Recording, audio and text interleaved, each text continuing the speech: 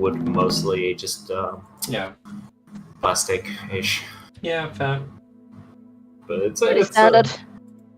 it's a pretty good one, and the other ones were like 20 years old, so they were it makes creaking sense. in a lot of places. There was some damage on them, so we're like, time to replace them. why not?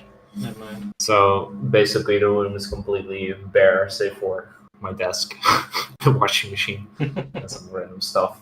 So I thought it would be very echoey, but it's not so bad. This might be a risk-averse question, but is your PC on the floor?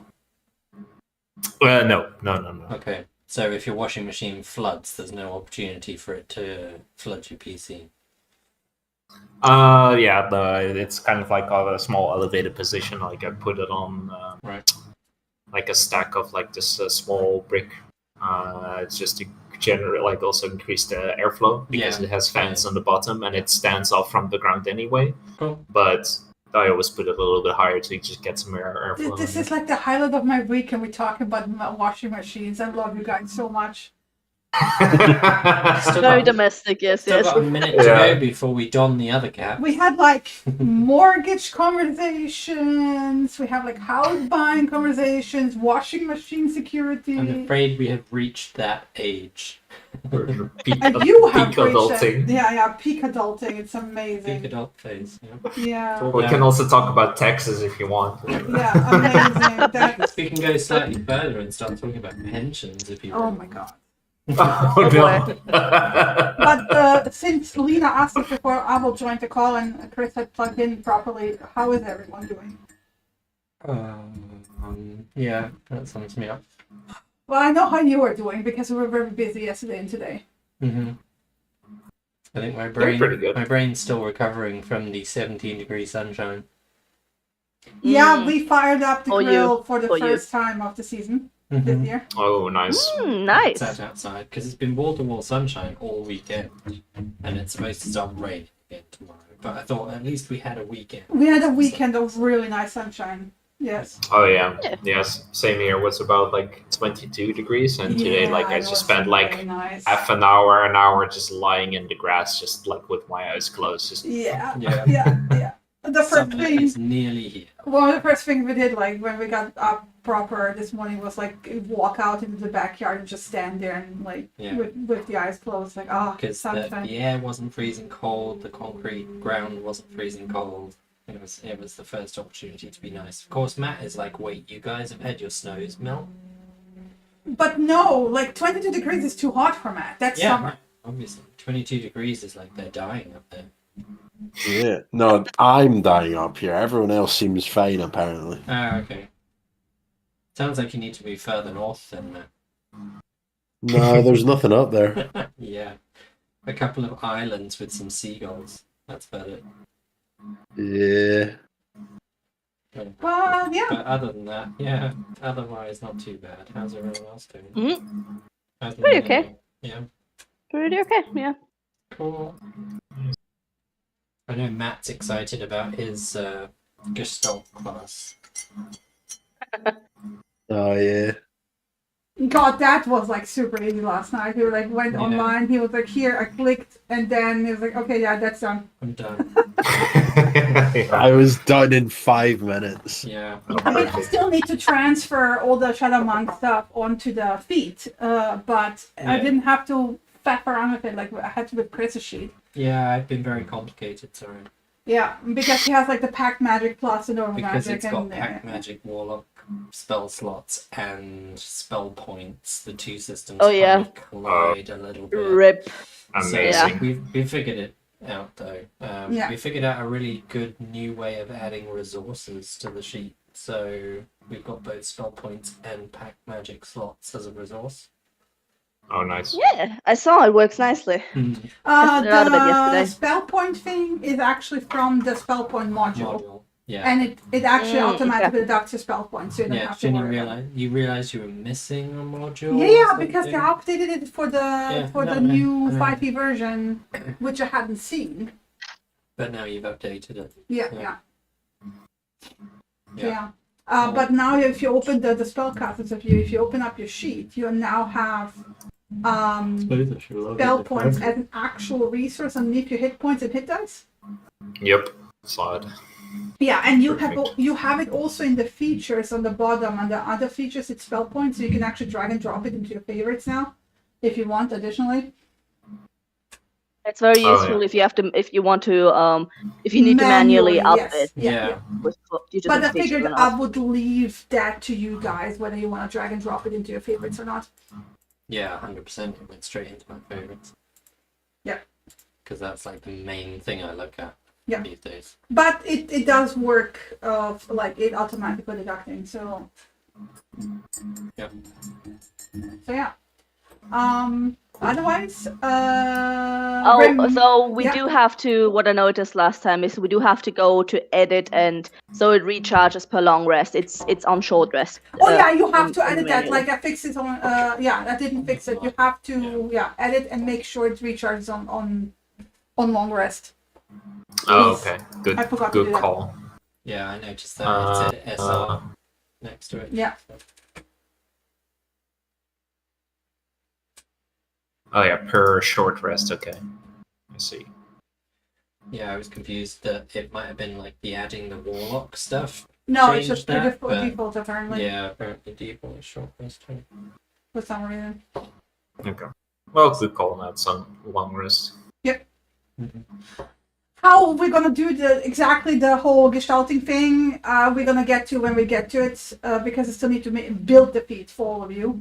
But in principle, just wanted to let you know, except for Lena, because she has special paladin stuff going on.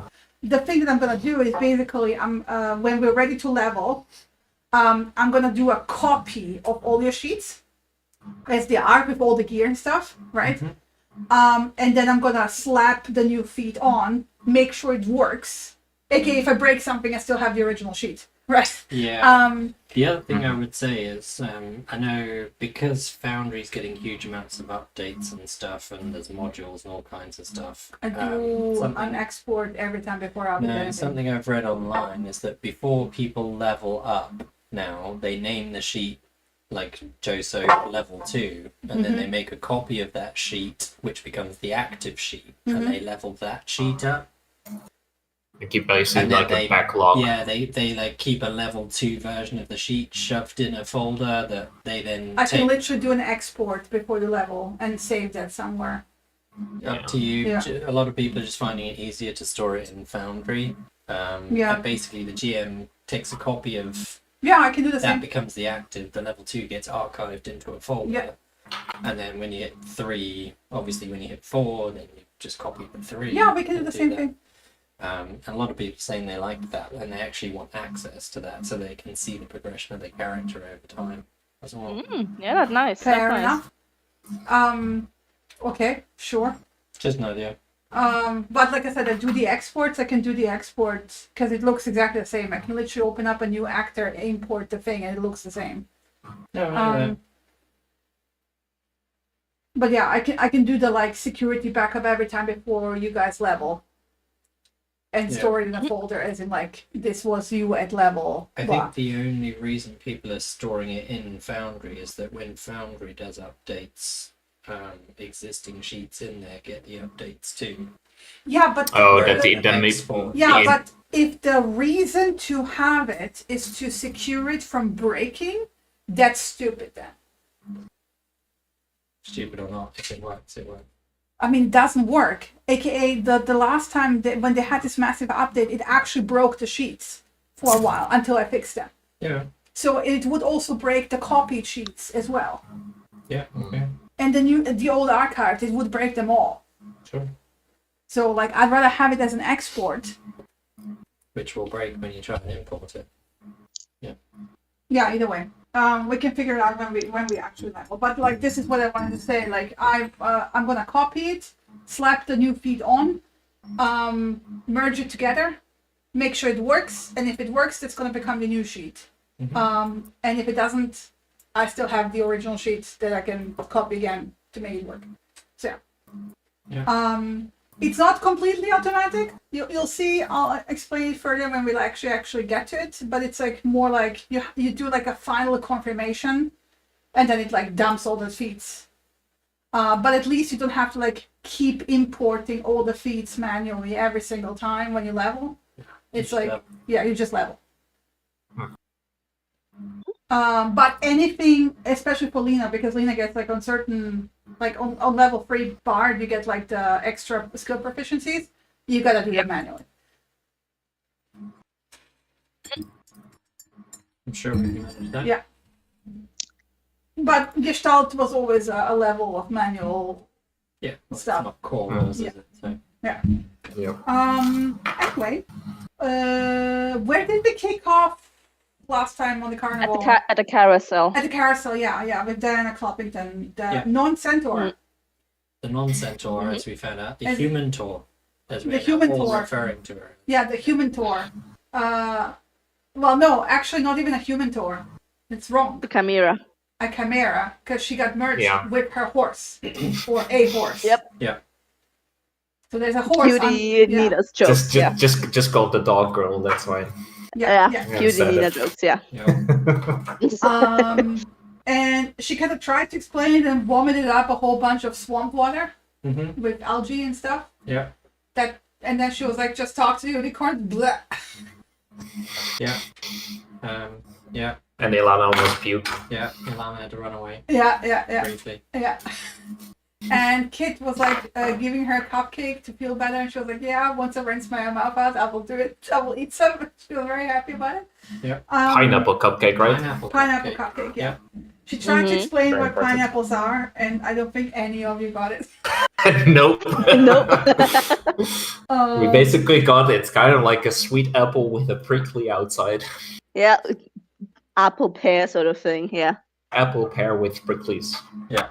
Yeah, and big like a melon. Which none of us need a reference. Yeah, either. It's Like a watermelon. Melons, I think. huh? No, probably not. Like a honey melon? Huh? What? No. Yeah. And then you guys got to paint some names onto the unicorns, or at least Andy did after you guys guessed the names. Yeah. Which were all based on proverbs. The question I had was, was there any paint left over from the pots collectively given? Yes. And did Andy keep that paint? Well, Andy has now... Oh, shit, I didn't do the updating the trinkets on your sheets. I need to do this week. But yeah, you should have a pot of paint, Andy, gold paint. Nice. Score. You're welcome. That's nice. Thank you for asking. Because I didn't know if she didn't say anything about taking them back, and she didn't say anything about not keeping them. Yeah. Once you're done with this session, like I think I will spend the next week like updating all the trinkets you guys got with proper pictures and descriptions and stuff. And because I did this with Matt's, because Kit had like the original ones that she got are all like pretty.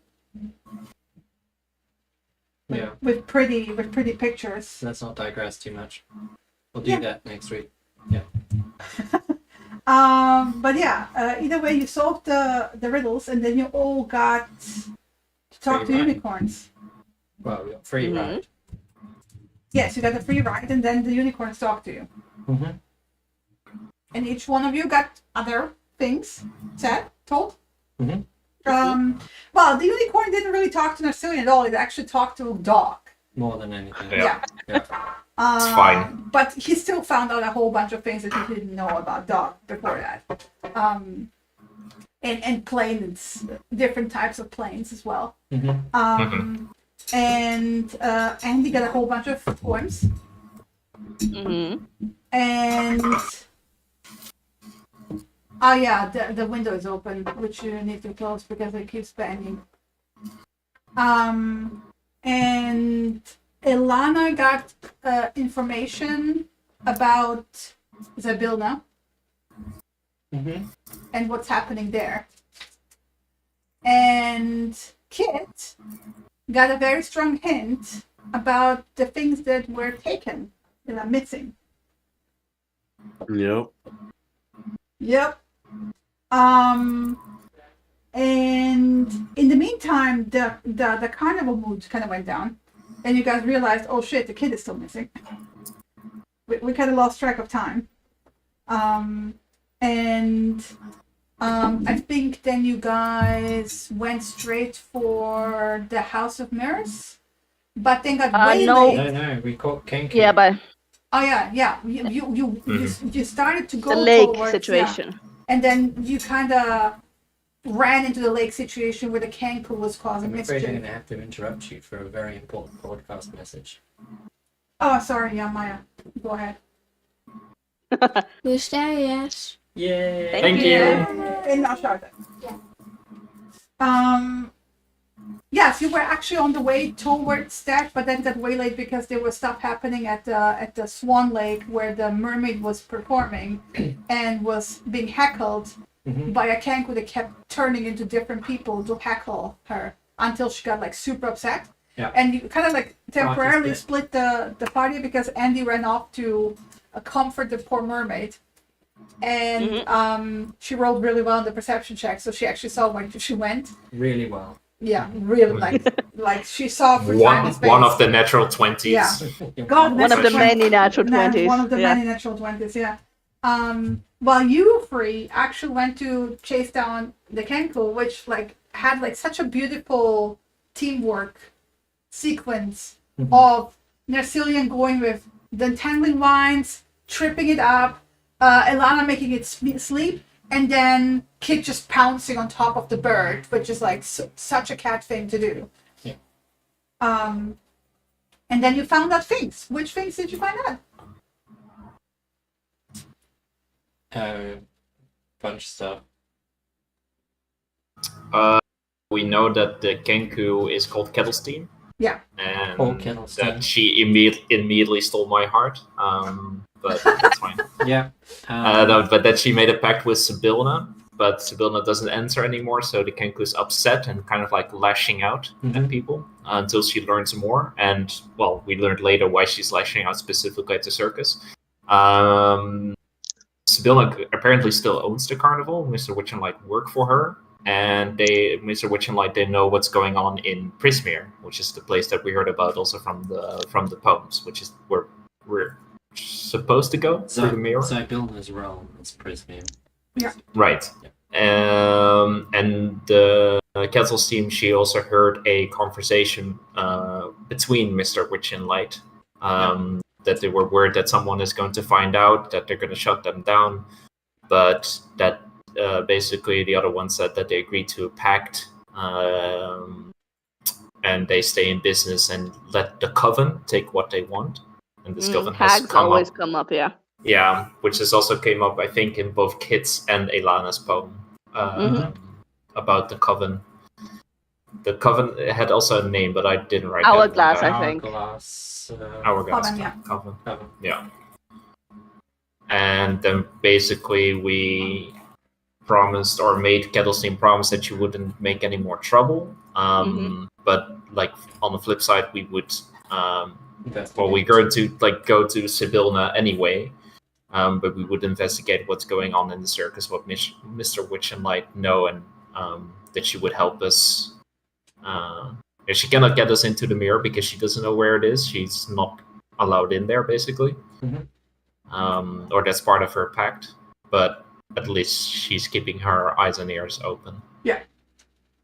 And then you guys, and in the meantime, gave a promise to the mermaid. Yeah. I caught up with Palasha, listened to her and the whole candlefoot situation, got a snack. Also directed the kid back to Dillagan and then reunited with the others. Yeah. And then you went to the Hall of Illusions. No, Big Top Extravaganza. Nope. Right. Ginny's just like getting everything. No, I'm just like I'm trying to remember like in order, and I don't always. Big Top Extravaganza. Obviously, It's all right. there was the main event with Mr. Light welcoming everybody, doing all the main performances, blah blah blah. We got shows from the Mermaid, from Big Burly, Bugbear, and some others. I didn't write their names down. In the meanwhile, Kid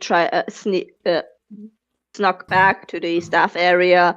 Got hurt. Snuck back with. I don't think there was much to be gained there, and just in time to help Alana with her performance. Yeah, you guys actually also performed, so... Yeah, we performed Or at the some of end after they asked us to. But they offered if anyone wants to perform. Yeah, and so Alana performed, Yeah. with ancillary performances from most of the rest of her team. Yeah, you raised the carnival mood by 3. Yeah. And as a reward, we got to meet the Witchlights. Finding out Mr. Light is super flamboyant and enthusiastic, and the other one's super grump and a drow. Sophisticated. deserves to Very, die. very old school Joker and Penguin-esque. Yeah. Yeah. Basically. As a... It's implied both for drow. Okay. As a reward for that, we got an animal balloon of choices. Yes. So, Andy got a squirrel, Kit got a fox, Alana got the clown's choice, which was a spider, and Lion got a dog. And they all hover And they all hover. Yeah. on a string, yeah. On a So string. they float along. They Yeah. float along. Exiting that, Burley escorted us out and waited at the back of the big top tent, and he told us about us being trustworthy seeming, and tells us that the pocket watch can compel Mr. Witch and Mr. Light to comply with questions, presumably. Yeah, in the sense, I want to exchange clarify of- that Yeah. not that the pocket watch can make them say things, but they No. care about it so much. Yes, it was valuable Mhm. enough that they would trade information for it, and so that information might be useful for us to get. We then moved over to Because he lost a brother he's lost a brother early. early. Yeah. We then headed over to Lost and Found to talk to Telegron, and found out that they lost a cub many years ago called Star, so we're noticing the trend now of lots of people losing stuff. And all they had to remember her by was a silver ball, which she gave to Lion, I believe. Yep. Yes. We then headed over to the Hall of Legends. Yes. Yep.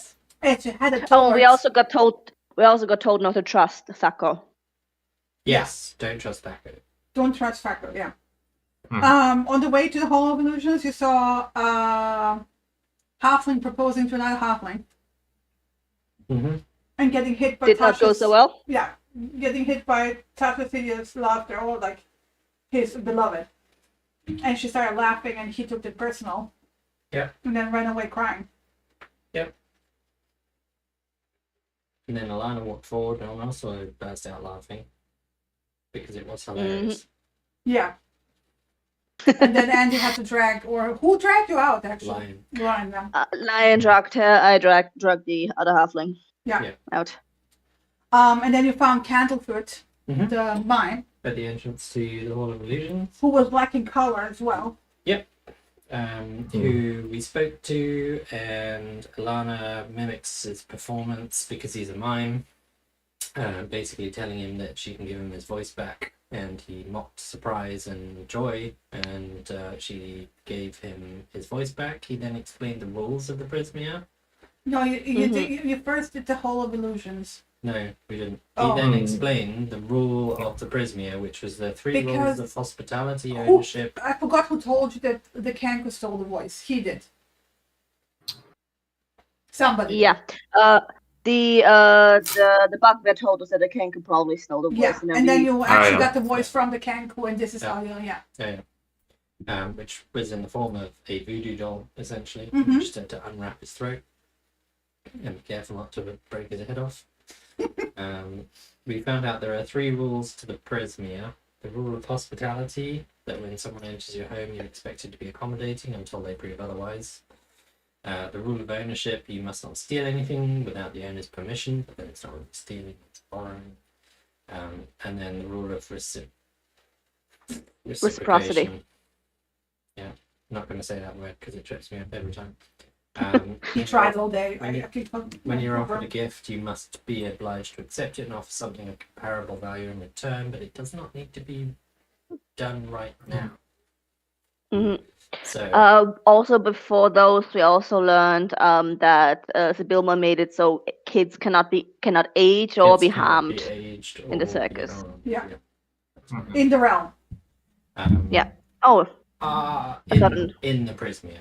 In the Prismia. Yeah. Keep in mind the Oh, Witchlight okay. Carnival is not in the Prismia. The Witchlight Okay, Carnival is I the did not. entrance to the Prismia.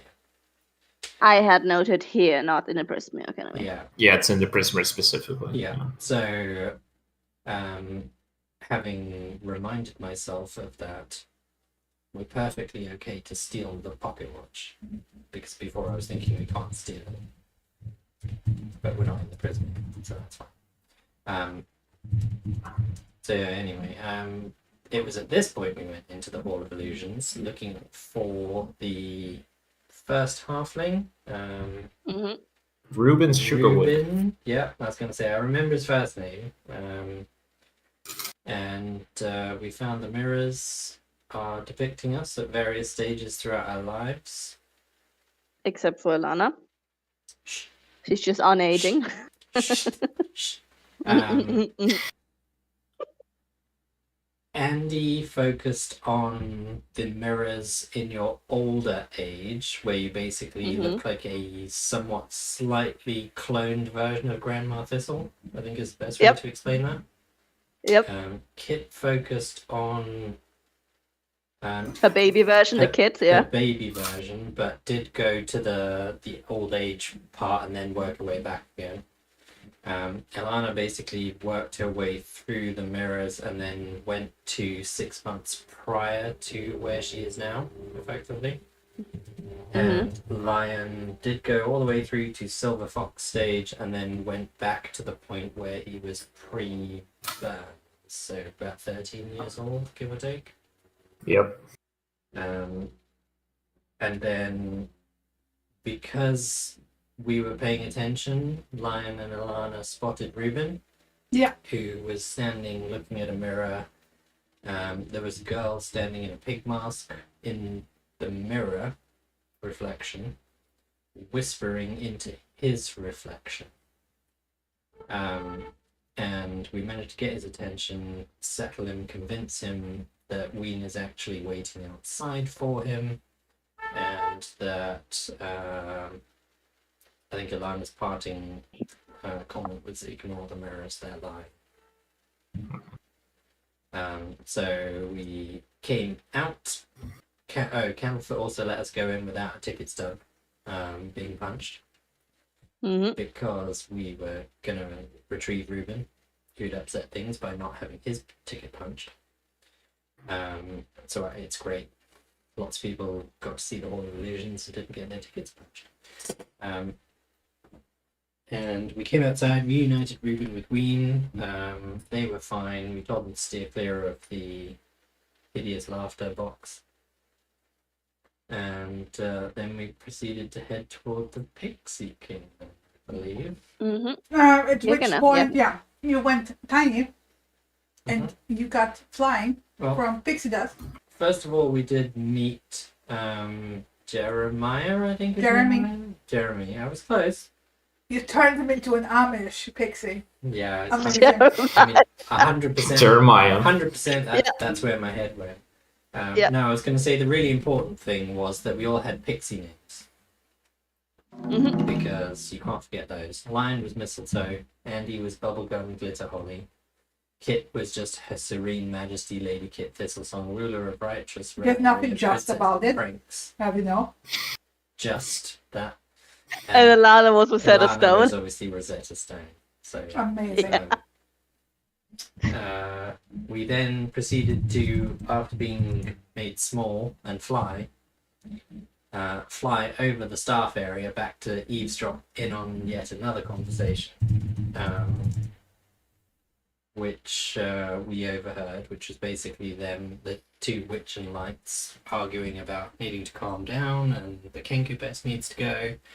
And basically that was it, essentially. The Kenku doesn't really know anything. I also need to now make a fan art of Jeremiah, the Amish pixie, by next session. Yeah. But also following that conversation, we overheard the discussion about the disappearance of Burley's brother, and it suggested some degree of involvement there. Yes. His unruly brother. His unruly brother. Yes. Yeah. So, and either of them might have had a hand in his disappearance, but it's neither, like, it's not really confirmed. Nobody admits to it. We then returned to the Pixie Kingdom, where we played rounds of hide and seek. Kit won successfully. Ilana spent the time talking to Jeremy instead, trying to convince him to give up an extra cup of pixie drink. Unfortunately, unsuccessful. And that's however, Kit one pixie dust packet was that at least. One pixie dust packet was given to Kit as a prize. And then we exited stage left and went over toward the snail races. Towards the snail races? Yep. I think you were about to enter the snail races. Yes, we were. On the map, it shows us at the entrance, about to get our tickets stumped. Well, let me just find where they are. So the grandstands, there's like basically like rows of stands where like people are sitting and cheering on. They're filled with cheering fairgoers and ringing bells and swinging rattles and waving flags. On the starting line, you have 8 giant snails, and all of them are having their shells scrubbed and polished by pixies at the moment in preparation of the race.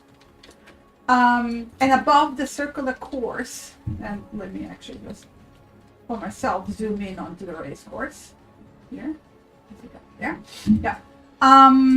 Above the circular course, a wooden gantry hangs from the branches of a central tree where 2 goblins officiate the proceedings.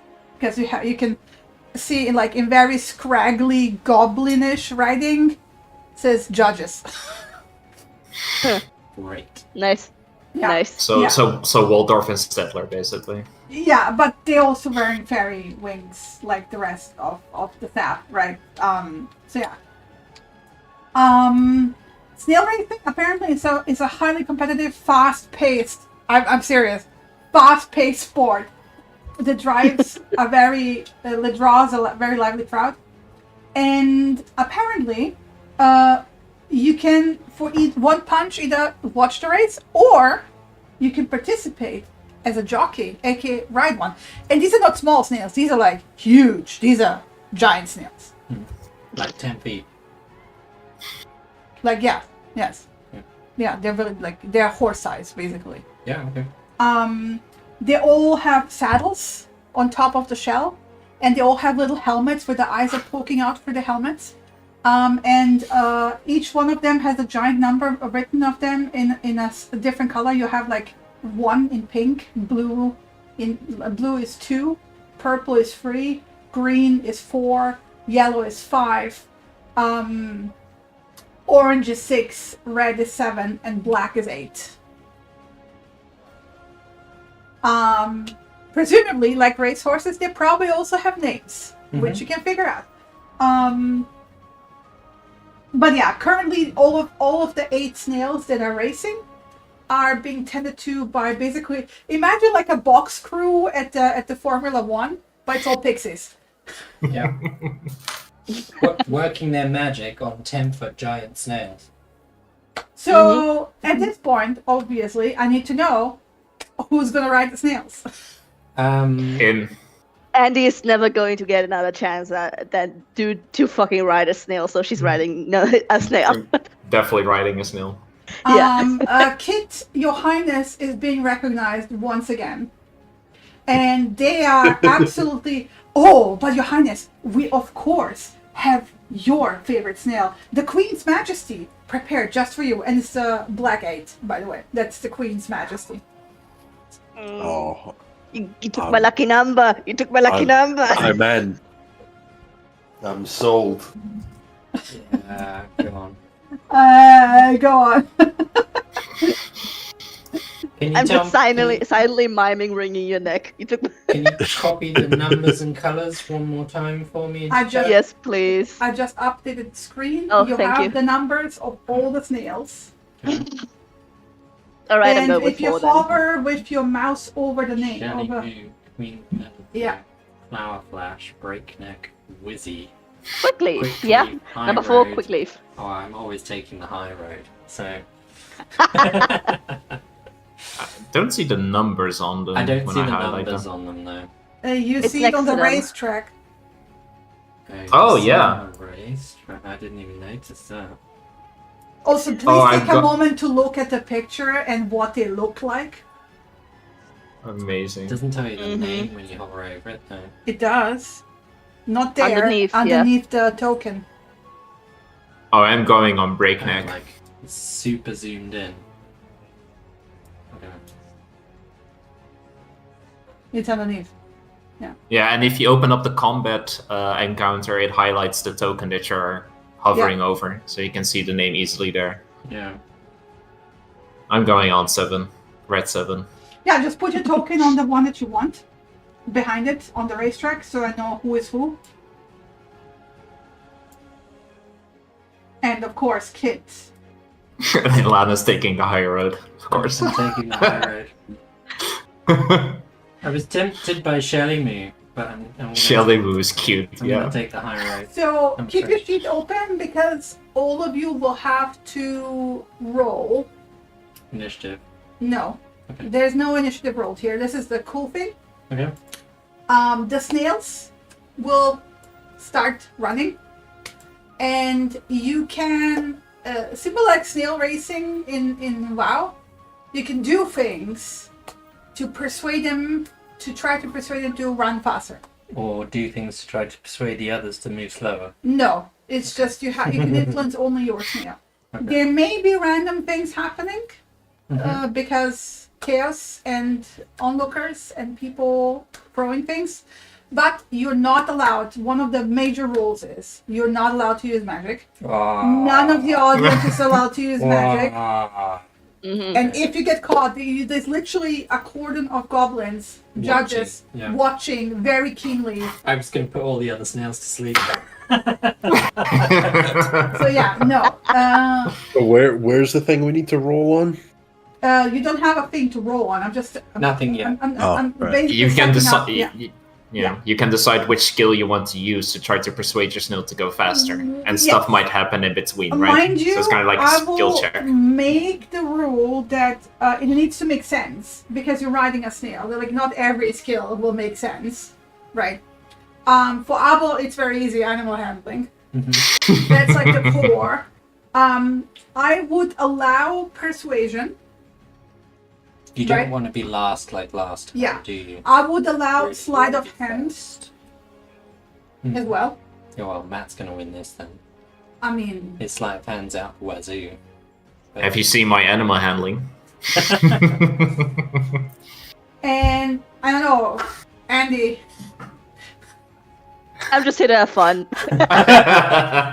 Hey, that's a very good way of thinking Yeah. about it. I like that. and also maybe I Maybe you have roll- advantage because I'm extra light. Hey, maybe you roll some nat 20s in a row and the rest of us roll nat So, 1s. yeah, I gotta Everyone, eat your please snail write dust. the following down, so I don't have to keep track of all of yours. Okay. And Chris just pulled out his real dice. Yeah, you can use real dice if you want. Yeah, just don't cheat. I'm not going to cheat. That would be Okay. like counterproductive. But like I think it's funnier if like everyone can see what, Yeah. what you rolled. Yeah. Either way, I'm putting out my dice because I just want to look at them. remember the DC is 12. Okay. Mhm. Same as my hit points, Okay. everybody. If you succeed on the roll, your snail moves at a standard speed of 80, right? Right. 80. 80. Yes. Good grief. These are real Goddamn. snail racy snails, right? So I can't Great long deal. strider it before the fight. If anyone ever watched Never Ending Story, that's a snail race, like a Yeah. race snail, yeah. Yeah. Yeah. Zoom. Zoom. They move at 80 per round. If you succeed on your roll, they move an extra 10 feet. If you succeed by more than 5, they move an extra 20. However, if you fail, it moves 10 less, aka 70 or 20 if you fail by 5 or more. It only moves 20 if No, you fail. but 20 less. Right, 20 so less, okay. 60. Sure. Right. Yeah. Um, Everyone's trying to keep hold of these complicated rules, but yes. I mean, I have to roll as well because the rest is pixies that are writing it. Yeah. Absolutely. Let me open up a So- pixie sheet. So a success is +10. A success greater than 5 is +20. Yes. So A basically, And the fail is opposite- minus. 10. DC 7 or below, and you move at DC 60. 12. Yeah, DC you said 12. 5 below. No. If you roll, if you succeed, So if Fi- you roll a DC 17, yes. you get 10 more. Yes. If you roll 22, you get 20 more. So if you roll a 7, you get 10 less. And if you get a 2, you get 20 less. Yes. Yeah. Yep. So a DC, If you're more than I five think away I from think the Chris DC. is about to write it down and then post it in the DC2 chat. is 60 feet. DC 7 is 70 feet. DC 12 is 80 feet. DC 17 is 90 feet. Yeah. DC 22 is 100 feet. Hmm. In case anybody Yeah. needs it. And there might or might not be happening things at the end of each round that might give you a boost or might not give you a boost. Who knows? Mhm. Things can happen. Mhm. But this is the basics. So there's not really initiative order, and you're not rolling initiative order, and you're not rolling anything on the snails itself. I'm just using the initiative order to have like some sense of who's going first, basically, Yeah. right? Mm-hmm. And to keep track of the God rounds, damn. basically. Mhm. Let me just adjust here something. The heck. Oh, and Anna's last. Okay, there we go. Breakneck living up to his name. True. So, but like I said, it doesn't really matter what the initiative order is. This is Yeah. just for me to keep track who's doing. Yeah. Who's going in what order? Yeah. Yeah. Yeah, so we don't do more rolls. Yeah. Gotcha. Yeah. Who is writing? We say bracket? it doesn't matter, but if at the end of the race you got two people neck and neck, and person A goes first and it causes them to cross the line, does person A win? The first one to cross the line wins. Okay, so it does actually matter massively because whoever's last on the initiative roll might cross the line. Well, last. we're gonna do if two are finishing at the same time, we're gonna do a tie roll. Tiebreaker. Yeah, tiebreaker roll. Plus, if you're in the rear, you might end up getting a blue shell. Who knows? Yeah. True. Or a rocket pack. Okay, so I believe tiebreaker goes first. No, breakneck. Breakneck goes first. Okay, Yeah. roll. I am rolling animal handling. Surprise, surprise. Yeah. Mm-hmm. Spurring Breakneck to go at his namesake speed. 22, just. So you get, Yeah, you get insane. 100 feet. You may move the snail by 100 feet. Hi. Julio. Can I move this now? Oh, I'll move yours. Doesn't let me. Yeah, I'll do. I forgot to give you. Wait. That was 35. That was 35, yeah. yeah. I don't see. Oh, Yeah. 100 there. There we go. Already. Whee! see you, losers. Yeah. So you and I are just going to be at the back, Andy, having a conversation slowly as our snails trundle past. And then you immediately whiz by me for sure. I doubt that. And then it's Shelly move. I highly imagine so. Aww. That's Not even DC 10, so but it's not a DC it's 5 60. or below, so it's So 60. that's 60, 70 feet. yeah. No, 70, yeah. 70. 60 is if it was a 7, yeah. Yeah. So it's 60. So, 70, my bad. There we go. Whee! Okay. Next one. Queen's Majesty. Queen's Majesty, Kit. I guess I'm rolling sleight of hand. encouraging it with the whip of the reins. Yeah. Yeah. You're obviously a dab hand at this. Yeah. 100 feet. Zoom. Zoom. Zoom. Zoom. Easy enough. Level with. Oh my god. Shelly is struggling. There we go.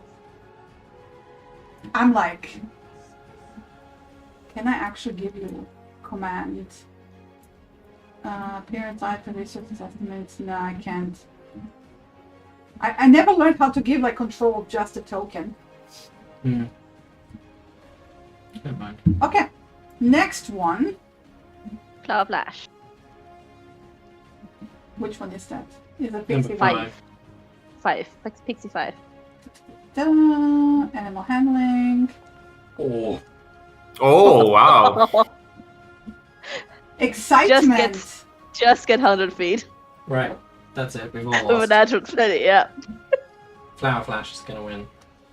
Yeah. Whee! Whee! Okay. Quickly. Yeah. My best skill Go, that I Andy. have is, Go, Andy. is also animal handling with a +3, so this is gonna go nicely. Hey, Hey, it's not bad! bad. That's pretty Solid. good. 90 feet. 19. Yeah, no, yeah. Could have been much So like worse. Andy and Alana are just like talking, like and then like Andy's snail just fucking Zooms. gets off. Just Well, my snail's slow on the uptake anyway, so we're just gonna have a slow snail race. Right, you can take but you're always gonna take the high road, so Yeah, exactly. even if you lose. Even if I lose. Exactly. 90. Okay. Alright, another pixie, I think. Wizzy, number 6. Number 6. Oof. That's 90, right? Nice. That's 90. Yep. Mhm. Normal. There we go. Whee! Wing. So far, very, very even out. Apart from number 1. 2 with Number Nimblefoot. 2. Yeah. Ooh, that's Wow, 100. okay. No. No, that's still That's 90. 90. That's still 90. Yeah. 22 for 100. Oh, okay, yeah. I need a 19 or a 20 for 100. Poor number Yeah. 1. Yeah. And then last but not least, Last but not Pyro. least, I'm gonna persuade my snail to go as slowly as possible. Yeah, totally. There we go. Hey, that's not so fast. That's Um, also slow. 10 80. That's 80, yeah. 80. Head on head with Shelly Moo. 80. It's 80 slightly with behind. ahead. Everyone else got 90s Yeah. or 100s. And I'm actually curious. Wait, Giant Snail, configure ownership. Everyone is the owner. Save. Can you now move the token? Possibly. No. I can. No. Yeah. I cannot.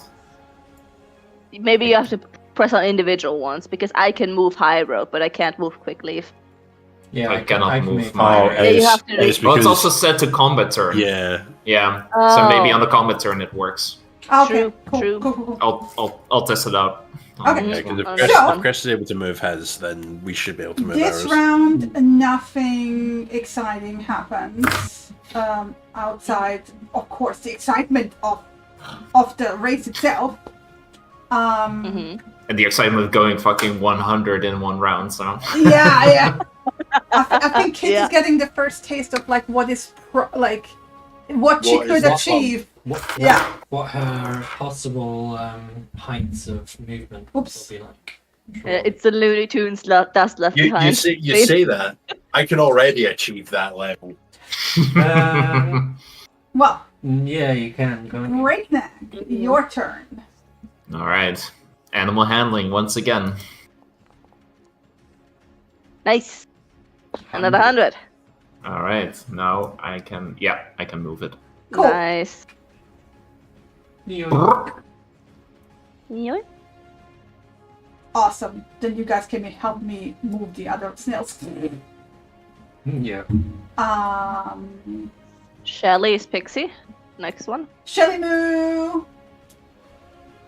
Shelly Moo number 1. I'll do Shelly Moo. I'm rolling for Shelly Moo. Ooh, 9. Wow. 90. 90 heat. There we go. Catching up. Catching up.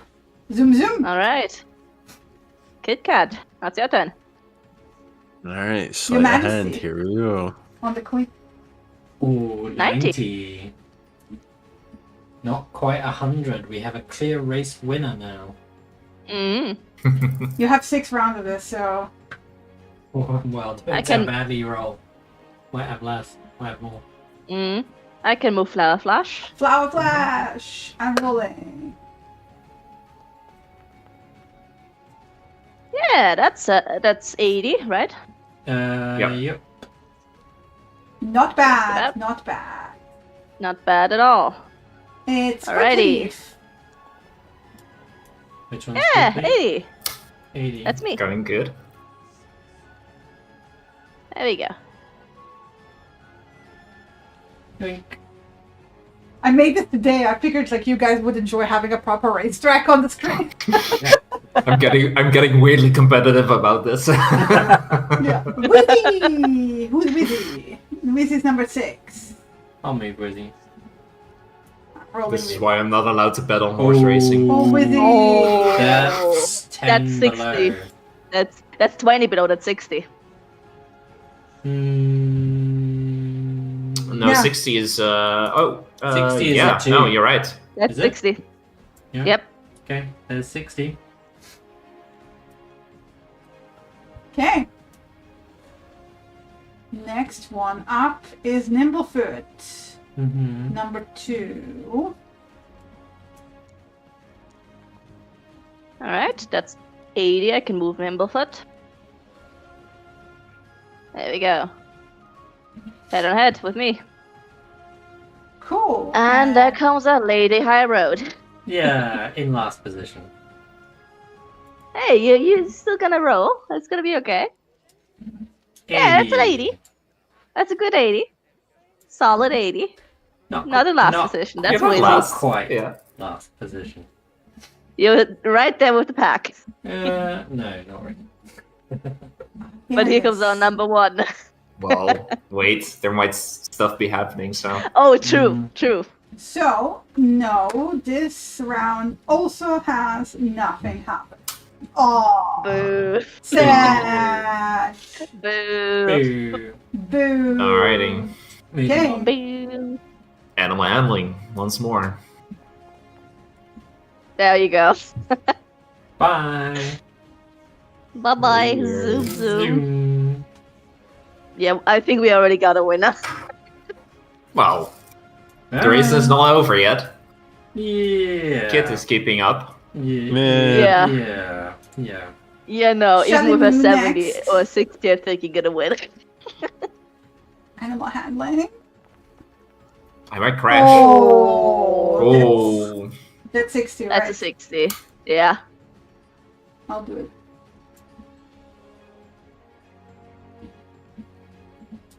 Queen's Majesty. What's next? Yeah. Max. Alright.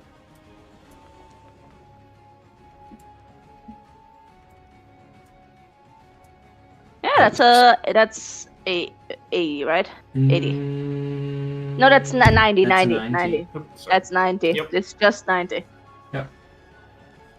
So close. So close. Head on head. Right, Foul Fash, I can take that over. Rolling. That's a solid No, roll. that's 80, I think. 19 is No, 17 is. Oh, is it's 90. 17. Okay, So it that's is 90. 90. Nice. Mhm. All right. Oh, Yep. competition. Yeah, Uh-huh. Pixie competition still in the races. Let's see if I Quickly. continue or if I fall behind. Oh, Wow. Oh, there you go. 100. My first Gaining. 100. Gaining. My first 100. Nice. Hey, neck on neck. Woo! Still not bad. almost tied. All right. Could be tied for third place. Then it's Vizzy. Mhm. Who wants to move Vizzy? Yeah, I'll move Lizzie. Okay, Chris moves Vizzy. Oh. Ooh. Vizzy sucks. Still 70 feet. Still This is 30. the Yeah, opposite still of the visible. Not the 70, worst. Yeah. Next one This is is Nimblefoot. Nimblefoot. Which Mhm. is number 2. Okay. 2. Yep. Rounding. Yep. Oh. Ooh, the falling That's behind. 60. That's 60. Nimble. And then Elana. Yeah. Stick with persuading my snail to go in What are you regular whispering to the pace. snail? I'm actually There really you curious. go. She just likes 90. slow and steady. Wins the race. Don't push it. Mhm. We don't. I mean, proves to be we true don't with wanna how the others sprain are a falling muscle. behind. We don't. What muscle? Exactly. So that was 90, I think. wasn't it? 90, yep. Yep. But behold. All right. Oh, We have our first surprise. One random snail gets Stitch, reducing its speed by 40 feet this round. Oof. So I'm gonna roll Wow. a d8 to see which snail gets it. Mm-hmm. It's gonna be mine. Oh. well, we're gonna see. Number Ah. 5. Oh, it's a pixie. Alright. It's That's Cloud Pixie one. Flash. Cool. So Flower Flash gonna push it back 40. Flower Flash. It's Can't not its pick it, turn, it's so not you No, have no, to. no. turn. I'll do it. Hey, I'm number 3 so far. Yeah. Just gonna keep it up. Oops, no, I didn't want to click it one more time. Cool. Okay. Then we continue. All right, finishes off. Let's go breakneck. Finishes off. There you go. Yeah. There you go. Jesus Christ. Snap 20 to finish. It's a fitting Makes up ending. for last week's lack of anything. Revenge. So I put myself here. It's a fitting ending, yeah. Okay.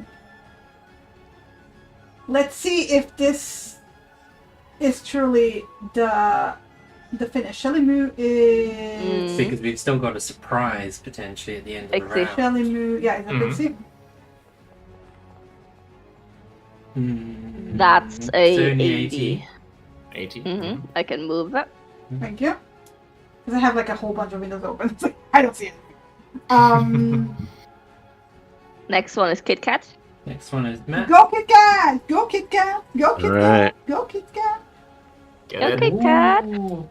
Still 90. That's Okay. 90. That's 90. Let's see if you can cross I the think finish that'll line. be like on the line. Ooh, ooh. Oh, Oh, oh, oh. Oh, it's gonna just be a before. race for second and third place.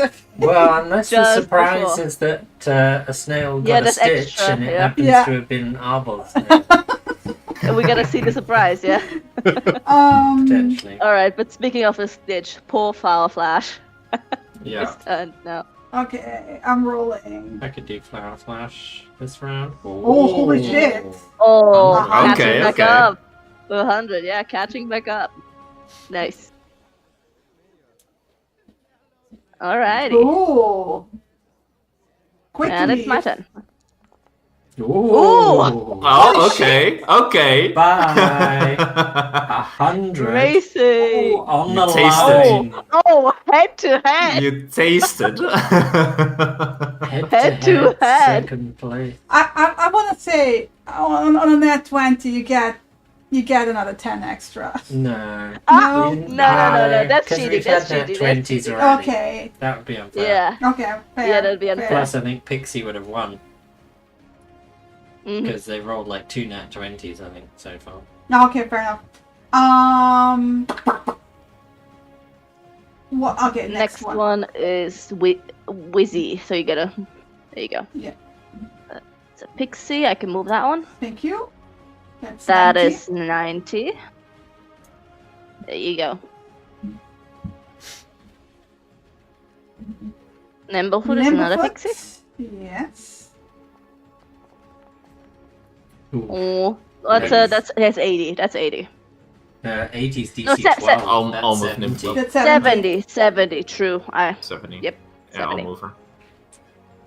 Neck and neck with Shelly Me, though. Yeah. Mm-hmm. And there comes the high road.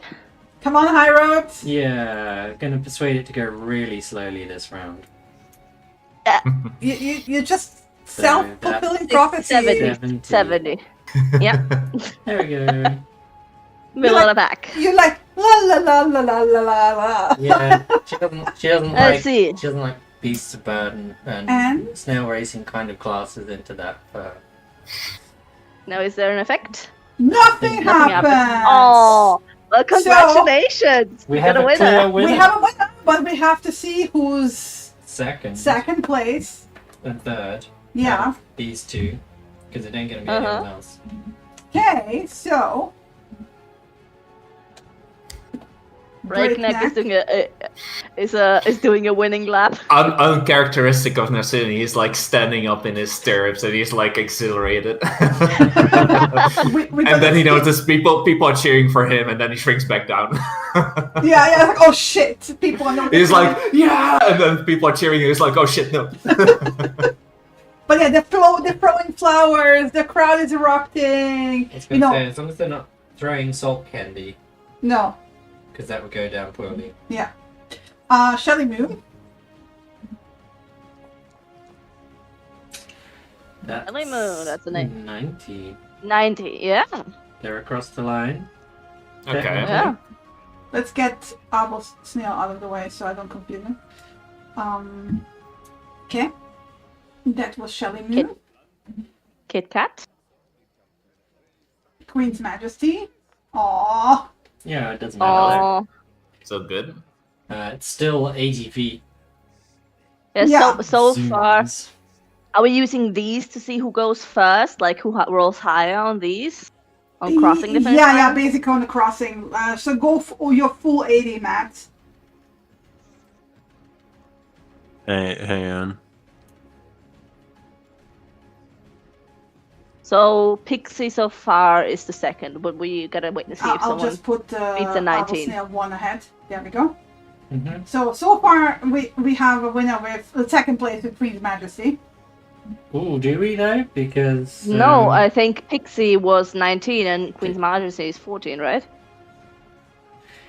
yeah, Or are we doing by how many feet they had left at the end? I think how many Or do- feet they have left because that was like the total speed they did in 6 Okay. seconds. Okay, Well, yeah. potentially Yeah. Quickleaf might be second then. So if you roll higher than a 14, Mm-hmm. presumably Lena Gotta see. comes second. Flower Flash is number 5, right? Mm-hmm. Yep. I'm gonna move her. Ooh, that's 90. 90. Okay.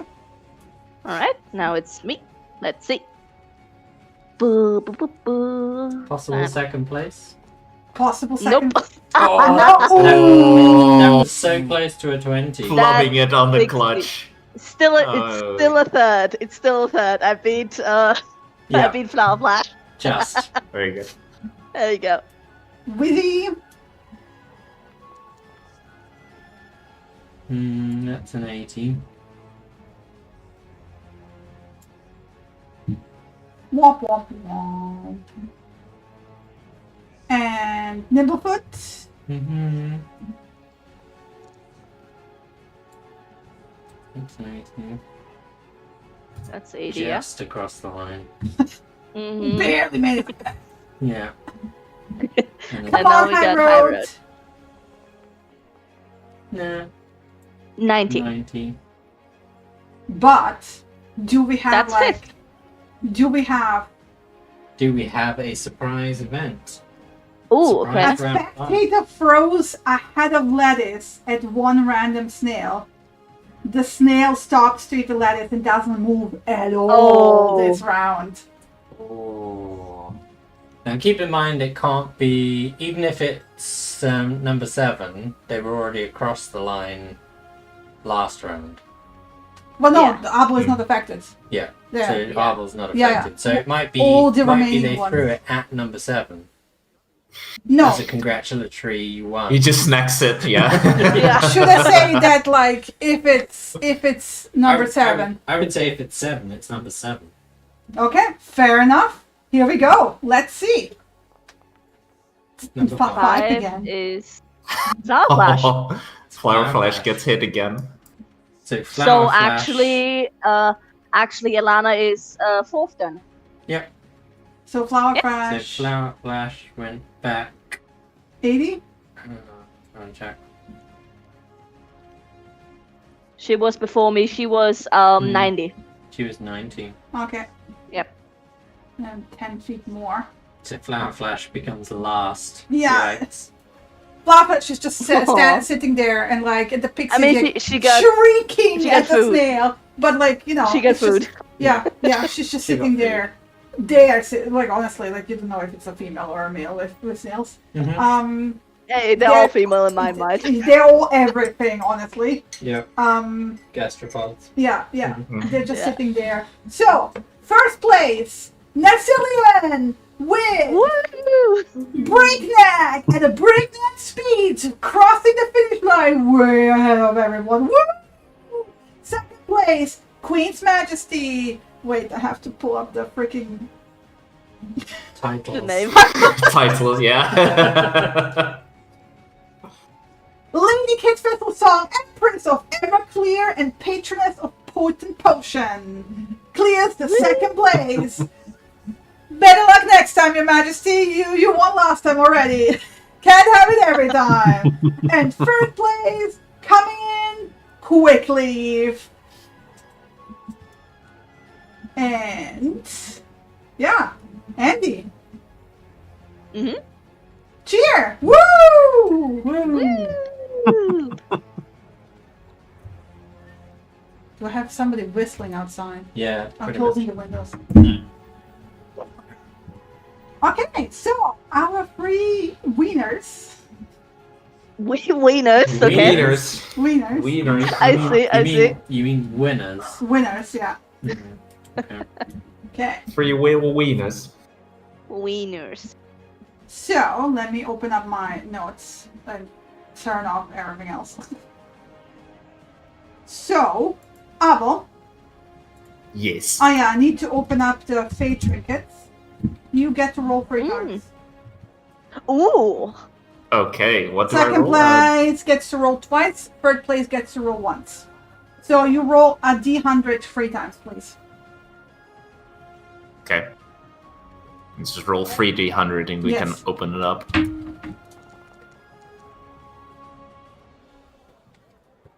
$26, 65, and Wait, 7. slow down. Sorry. 26. Okay. And then 65. 65? 65. Because I have to tab out the copy. What was your snail's name, Lena? Quickly. Quick leaf, yep. And Bert? 7. 7.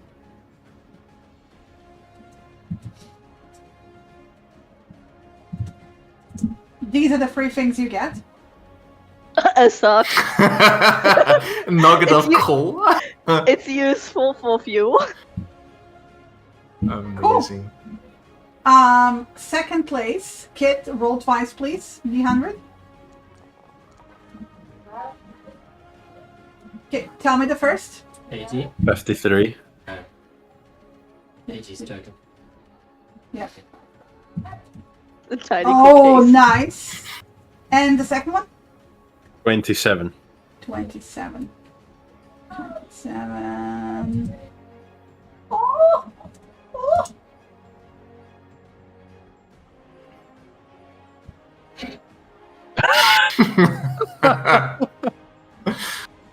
And Andy? Aw. I mean, the Okay. smoking pipe goes with your feather in your head. Oh, yeah, true. 64. 64. And you get... No, we have to close the window. Okay, carry on. Okay. Ah. There we go. Interesting. Splinter stool. Fucking hell. A piano key. Huh. Not that you know what it is. Yeah. Interesting. It's key to a piano. Yeah. Clearly. I mean, they will tell you it's a piano key. No clue what that is, but all right. Yeah, add it to your sheets as like Feywild trinket, and I will then make pictures for it and everything over the week.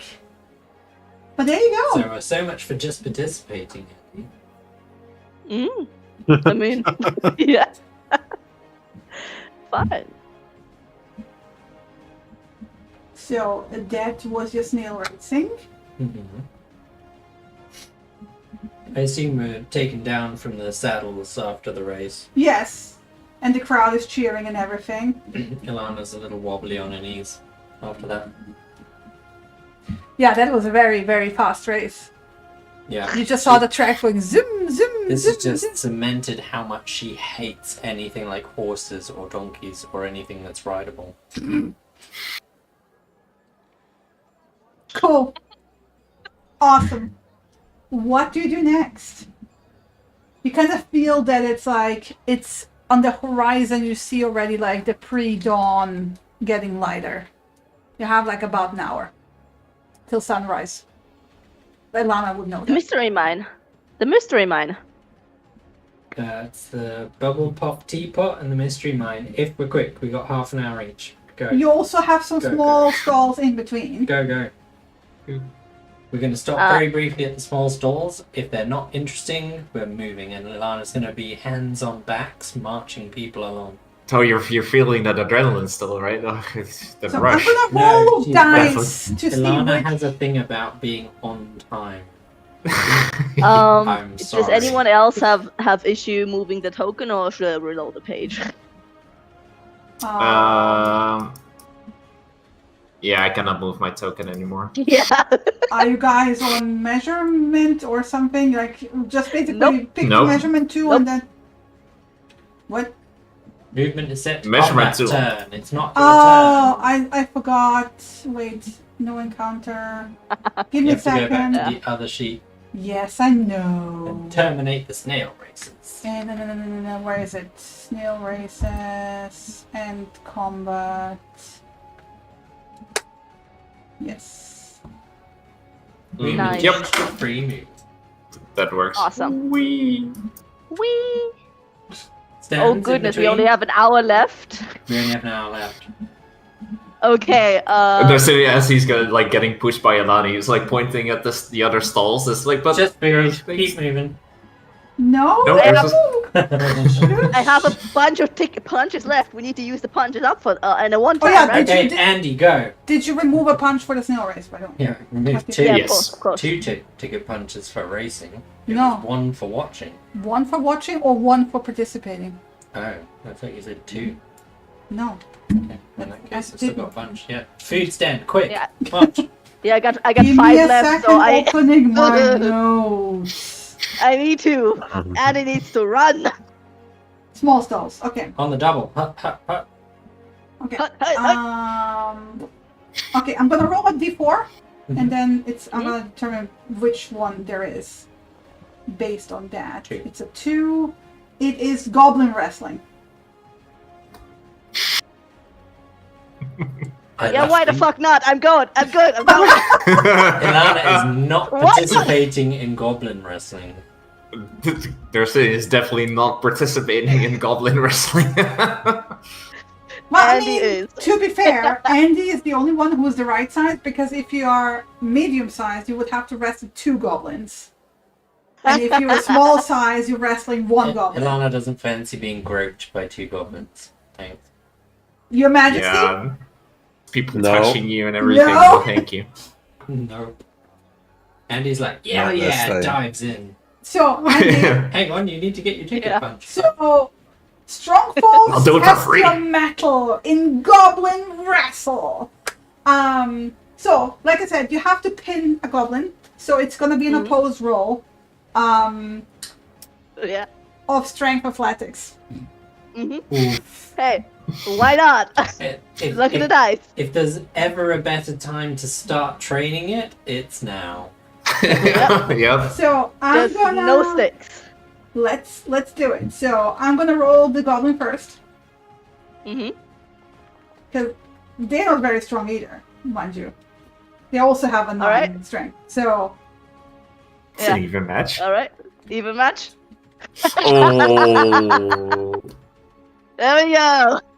Andy gets suplex.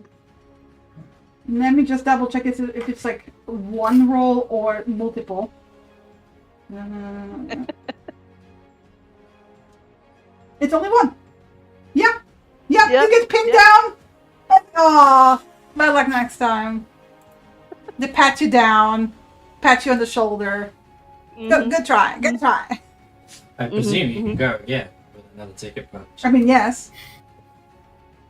I have 3 more ticket Don't punches. take it lying down, Andy. Go again. Come on, Fizzle Song. Okay, she's still whizzing on the adrenaline from the racing, so yeah, she's going out in. Oh! No way. No way. Nope. Oh, close. Suplex again. Much. Yeah. And the goal is like, this time stay down.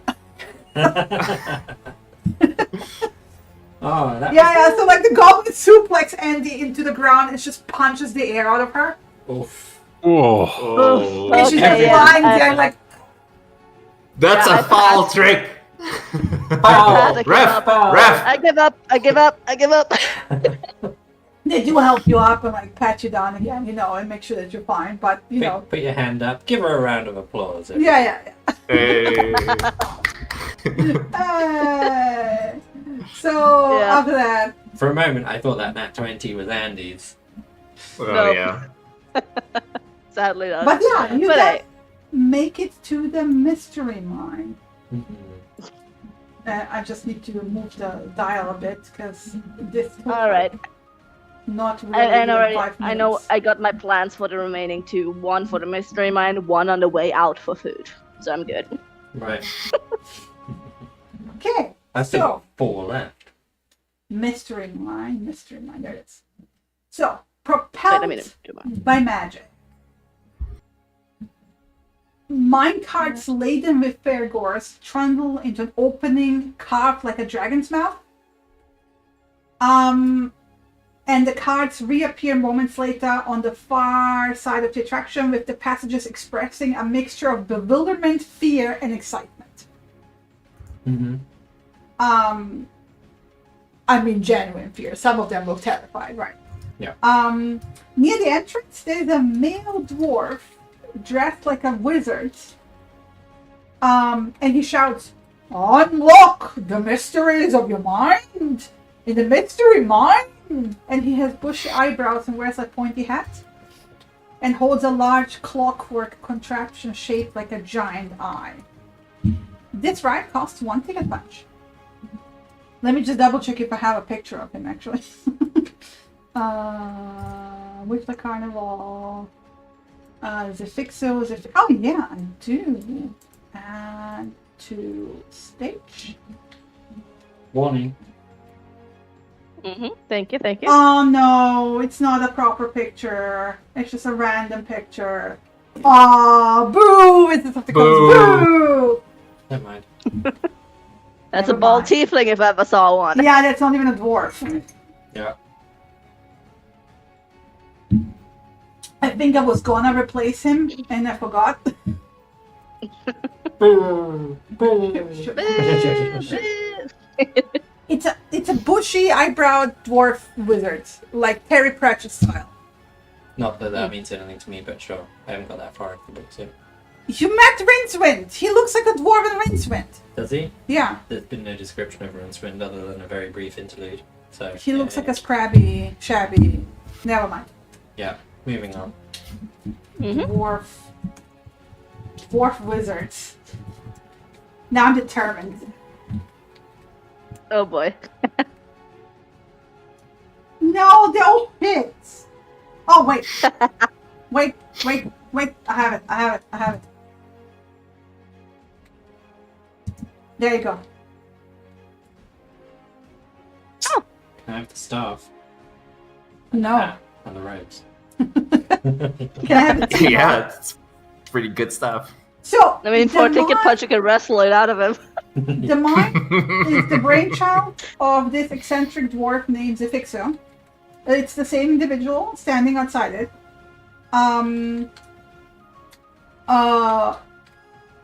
So each minecart holds up to 8 medium creatures.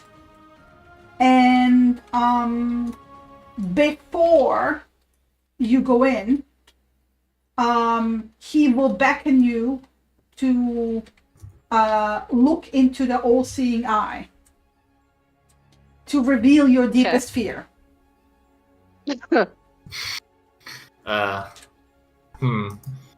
Are we going philosophical or are we going base fears? We're going base fears. Okay. Because is this something I don't know if everyone is getting concepts to see, or No, only everyone you needs get to look into the eye so the eye can read your deepest fear. Okay. Because it's part of the rite. Super. Everyone can whisper me their thingy.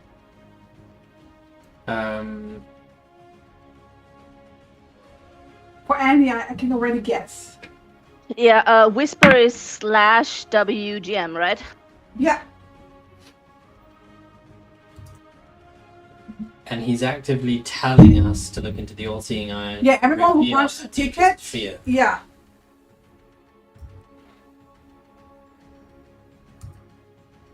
To be fair, no, he just asked you to look into the all-seeing eye before you enter the rite. Sorry, my bad. I reread the text. /WGM, right? Because I Yeah. don't want anyone to see this. Mm-hmm.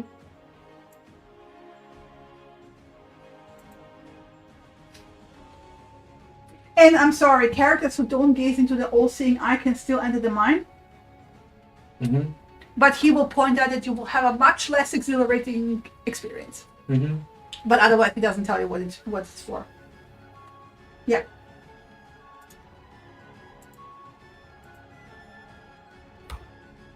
Boop. It's in the same vein. Yeah.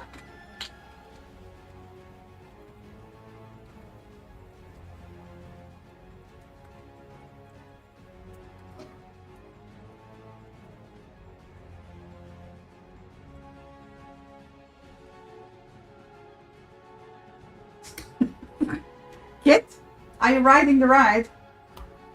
Yeah, I'm just trying to think about what would be the greatest fear. Nothing philosophical, nothing in ideas here. It's base. Something that can be, yeah. Theme park base fear. And then you type it into chat /V space GM, and then I should be able to see it. /WGM, not W Yeah. /GM. Yeah. Yeah. Brain go derp. Sorry, I'm almost made the same mistake. You can always do a test first and then delete it, and then whisper again. Make sure you get it right. Oh, that would have been smarter. That's Not just- that's what I did. You, I just went full frontal. yeah, you just went, yeah, I'll give it a go. Yeah. I did /WGM test. Yeah. And I mean, mine wouldn't have been a surprise, so. Yeah. I think mine might have been a surprise. Yeah, you two are. Closed books when it comes to that sort of thing. Not having food is a good candidate, Kit. Oh. Starving to death. That's I mean, concept. I mean. Yeah, that's. Both practical and obvious. So, you all get shuffled into one of the carts. Do you all sit together in the same cart, or? Yeah. Yeah. Yeah. And Yeah. purposefully take up 2 seats. You purposely take up 2 seats. Because there's 4 of I us. purposely and take we up only have 1 8 seat. in the carriage. Yes. 8 medium size, so I take up 1 medium sized seat on purpose. Yeah. To prevent anyone Who's else from sitting getting next us. to whom? Oh, here we go. Dunno. I don't know. Do we want to? What order are we getting into the carts? Because that probably determines who sits where. I mean, it depends on you guys in what order you enter. I mean, judging by the look on the map, it's... No, we're sitting next to each other. Well, I was going to say, judging by the look on the map, Andy's going around the other direction to get onto the cart, so she's in a completely different minecart. I don't know. I thought you'd go into the Dragon's Mouth. Oh, the other one there. You do. Okay, yeah. That's the entry. That's the entry. So, Oh, okay, yeah. I guess Andy Ilana. I can't be on the same... Yeah, you get on the platform, you get off the platform at the end when you come out, but like, yes. Andy and Ilana are in the first two, I guess. Hey. And Okay. Kit and Lion in the second two. Yep. Yeah. Okay, cool. Awesome. Well, you sit in the cart. It's like a mine cart, right? So, because it's a mystery mine. Get it? Get it? So, during the ride, I will ask you, you will see, like, I will ask you for rolls. I prepped it. There we go. There it is. And here we go. So, so you start rolling, and you have like, you know. So I have to ask, like, did you guys ever go on to like a carnival ride? In real life. In real life? Yes. Mm-hmm. When I was young and I found that I had a very weak stomach, and never again. Yeah.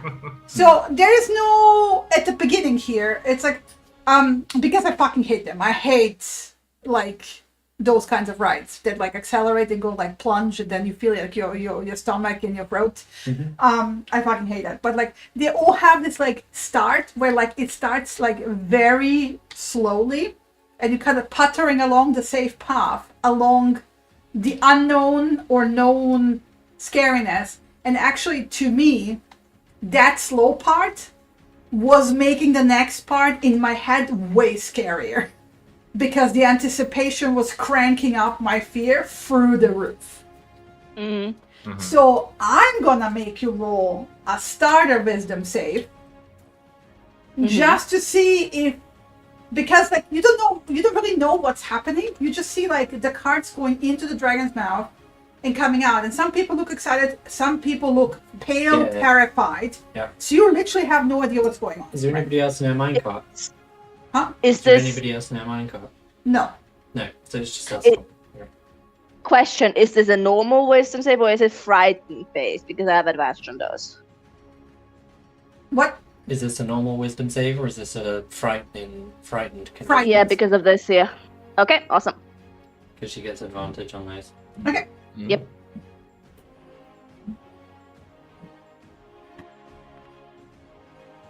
Well. I'm good, everybody. I'm good. I'm still Another hopped up on natural Yay! Holy. Holy! Right there with me. By the lower of averages, Yikes. this means I should be rolling a nat 20, but I Yeah, think with the brave people in the front. I think I'm going to be sliding down. And Kit and into Lion the just nat like ones. holding each other like ah! Yeah. Oh That no. makes sense. Yikes. Okay. Andy leading the pack. So Elana seems three to of still fear, be a one bit of excitement. shaken from the Hall of Mirrors. And also from the very fast snail ride, which didn't, like, she's not a big fan of speeds, apparently. She's not a big fan of riding on top of creatures moving at speed. So, Kit, what does the Frighten look like? Well, I've never really seen a frightened cat before, so... Puffed up. Chris Puffed up. Yeah, puffed up. Puffed up. Yeah. Basically struck by lightning, so all your fur is going to be on end. Your There we go. tail's going to be Ears are bushy. going to be folded down. Ears It's airplane are mode. going to be like absolutely flat back. because- Airplane mode, yeah. Yeah, airplane mode, and wide eyes, dilated pupils. Like, holy bejesus, what the fuck just happened expression on your face. Yeah. You don't know why you're so scared, but something about this is not sitting right with you. Andy, you have never seen Kit this freaked out. Probably. Yeah, she sits behind me, so I don't see it, so I'm fully Okay. excited. Too busy looking I'm forward. fully excited. Narcillian, what does this look like? It probably like from the snail racing, like he was like running around like still pretty exhilarated and like pointing at the stalls. But when they came to the mine and then they heard the story about the deepest sphere, he kind of like shut up a little bit. And then when he looked into it, like ever since then he's been kind of like way more hesitant. So he's sitting here, probably just like his hands clutching the bench that he's sitting on. Mm-hmm. It's like fingers wide, just like the fingers digging in grooves in it.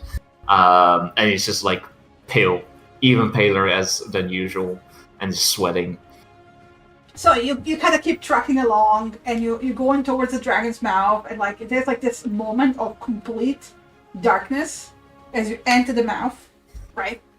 And then you literally get plunged into an illusion-filled demiplane of undulating hills and corkscrewing trees and prismatic skies.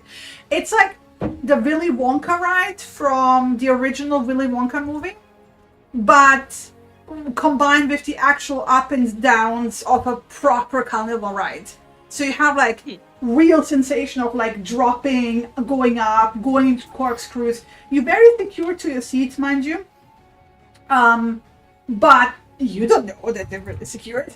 Not sure that helps, right? Yeah. But as you start hurtling along the track, you start like ahead. You can see like the carts ahead of you. Like starting, you hear screams that are like beyond the like, oh my god, I just been dropped 20 feet downwards, right? Mm-hmm.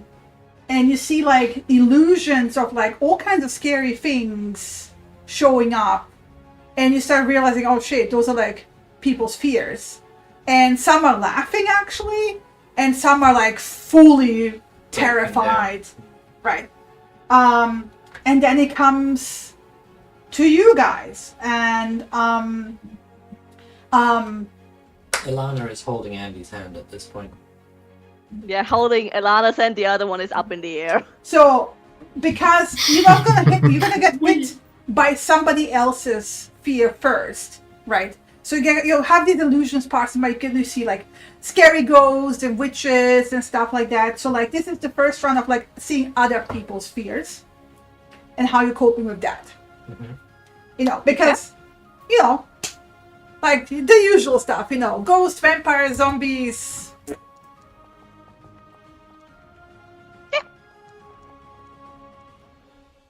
And he's like, Okay. this is the best thing ever. Woo! Yeah, there we go.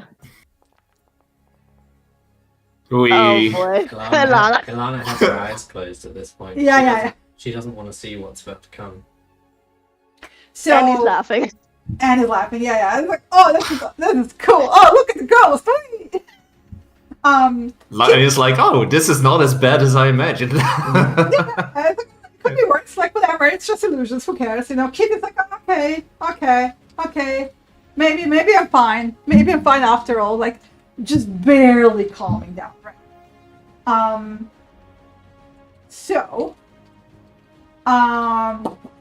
Let me see, we're gonna go with the highest one first. So, as you plunge the next hill down, there's suddenly cobwebs everywhere.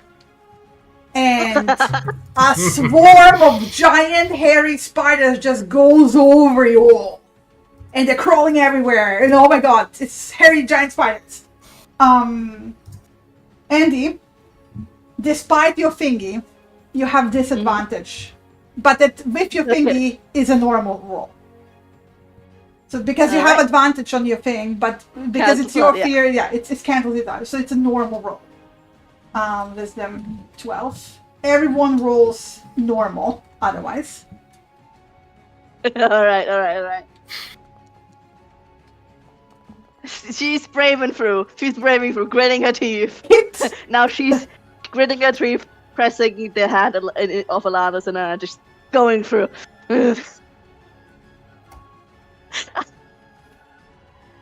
And Kit has been infected by the same fear. Ilana feels them. Even with her eyes closed. It's even worse because you don't even see what it is. Yeah. Yeah. Yeah, I think there's a moment where like the web goes into her mouth and there's a that that tears out of the fear. So the next one,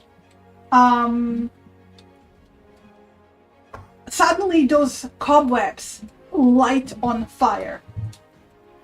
Oh. And that course. fire catches the minecarts. And then all the people are on fire. And Arcelian, you particularly hear and watch Ilana screams as she's being set on fire. You roll with disadvantage on this one. Yikes. And this is supposed to be fun.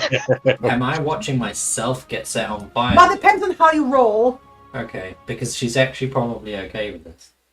If you roll above 12, you notice it's an illusion, and it's like, oh yeah, it's illusory flames. Yeah, she's up. Yeah, Okay, that The this dice are makes sense. 100% reflecting what I feel as a character. It's like, oh, it's only fine. That's fine.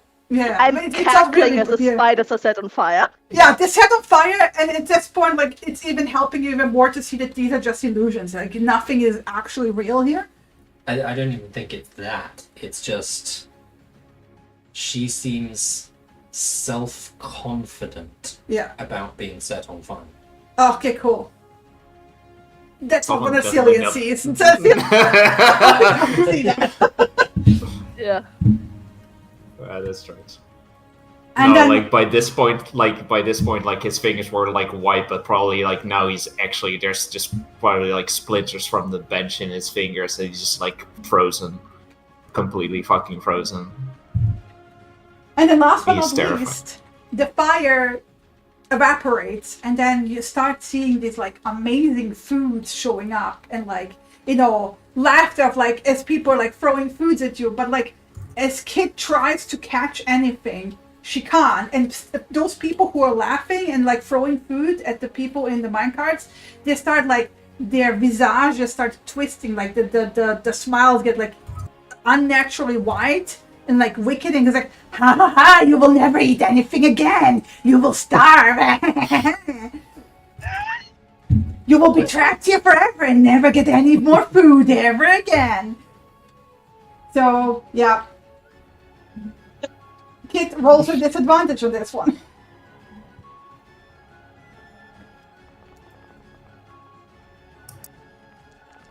And she realizes it's just, you know, it's not real. She Andy, has, however, is traumatized by the idea of never having to eat food again.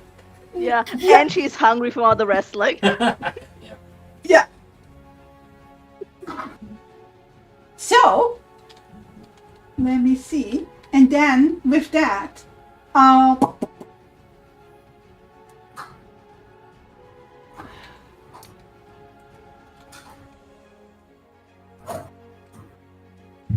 let me just double check what you get if you like fail or.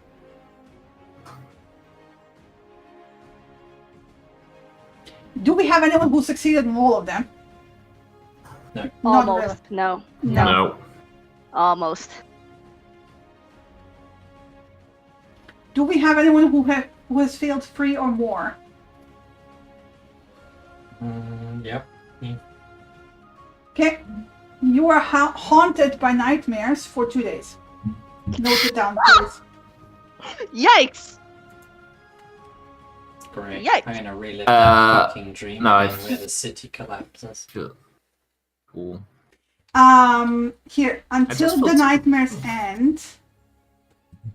What? What would the opposite have been? Seriously. If you would have succeeded on every roll, you would have gotten advantage on all charisma-based ability checks made at the carnival until the crowning of the Witchlight Monarch. There was no way that was gonna happen for Lana. But either way, this is the effect while you have nightmares. Okay. Ooh. Oi. Or gain exhaustion, okay. 1d3 levels of exhaustion. Oh yeah. She knows where this is going. Also, further, you still need to sleep off the exhaustions gained. At least it's only a 2. Dying. Yeah. Yikes. 2 days of D3s. How many exhaustion levels is that, everyone? Well, we gotta see. Could be just 2, could be 6. Could be 6. Mhm. Yeah. So Ilana coming out of this looks clearly shaken. Yeah, she is off the minecart before the ride even finishes. She just literally climbs out and jumps off. Oof. Narcillian, you're still holding on to the minecart as it stops. Yep. Your friends need to help pry your fingers off. Yeah. Ride the minecart, they said. It's gonna be fun, they said. Come on, I'm hungry. Let's go get something to eat. Come on. Where's Just Alana? looks at her. Yeah, where's Alana? She's like back there already. She's like fast walking, She's like power walking. noped her way to the middle of the ring, as far away from that mystery mine exit as she can go, without being too far. Okay. Right. Yeah, as he's being Nasirian gets pried off, he seems to come a little bit to his senses, and then he just sees Alana walking away, and he then jumps out and goes after her. Kit is still slightly fluffy, Andy. Yep. I stand next to her, just kind of pat her head, like the hair down. It's okay. It's okay. We can get some food soon. I need some as well. Kit's probably food, yes. That will dissuade the fear at the end for Kit, at least. Oh yeah, look, I got some food. Okay, fine. What is Alana doing? She's just standing there, or she's just standing. She's not walked too far away, but she's walked far enough away that you can tell she doesn't want to be anywhere near that thing. But she's close enough that she hasn't gotten lost in the crowds or anything, so you guys can see where she is and come over to her when you're done, basically. Yeah. But yeah, she's facing away, and she's kind of fiddling with her hair a bit. She kind of pulls it up into a high ponytail, and then kind of almost changes her mind and kind of flicks it down loose just to leave it. Question for Shin. In the mirror, the reflection was me just basically with my hair tied back as I was at the time? No. No. How was my hair in the mirror? You know those fancy robes you were showing me? Your hair was fully styled, like from a professional stylist. And you had this like amazing robe on you. Okay. She leans forward and ruffles her hair as much as possible to make it look as messy as possible, and then kind of flicks it back over her back so that she looks kind of almost like her hair is quite tangled, but she looks quite roughed up.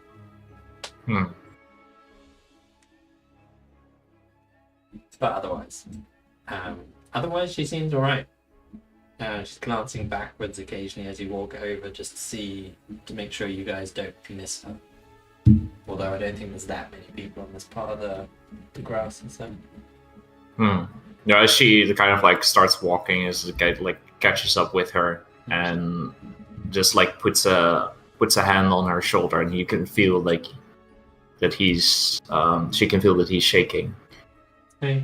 Like his hand is trembling. It was a rough one. Could have been fun, should have been fun, wasn't. Definitely wasn't. Fuck that thing. I'm hungry. Hungry. Yeah, so... You want to go to the feasting orchard real quick before the crowning? We've still got time, I think. We've got a little bit of time, yeah.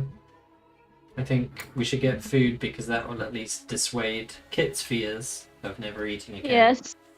Sitting down a bit and relaxing for a couple of minutes won't be too bad for any of us, I think. Yeah. Well, yeah, you remember earlier when you were walking past, you could smell the smell of pies being baked. Yeah, Right. I think food will probably do us all good. Okay. Yeah. Off we go then. Slowly make our way through. presumably. Alana is glancing at the bubble pop teapot as we walk past it. You want to go in? Nope. I'm just looking. Want to see what it is about? Nope. All right. I'm just looking. These are food stands, right? On the way past. Yeah. Are these like candied fruit? Mm-hmm. You have all sorts of things, yeah. What did Diana say about the unicorns? They liked sugary candy? Or was that something else I'm misremembering? They like sugar cubes, yeah. They like sugar cubes. I'm just going to ask them if they got any sugar cubes to go with a sugared candy, and she'll give them a ticket. They have voucher. little For the pieces unicorns. of like sugar stars. Okay. Just enough for one. They give you a bag, yeah. Is that a ticket punch? Yeah. Do they have the pineapple? I will. Nursing goes. I will try the pint apple, please. They look like this. The pint apple. This spine apple. The prickly one. I don't know. Cool. Yeah, she'll grab a bag of that and then carry on.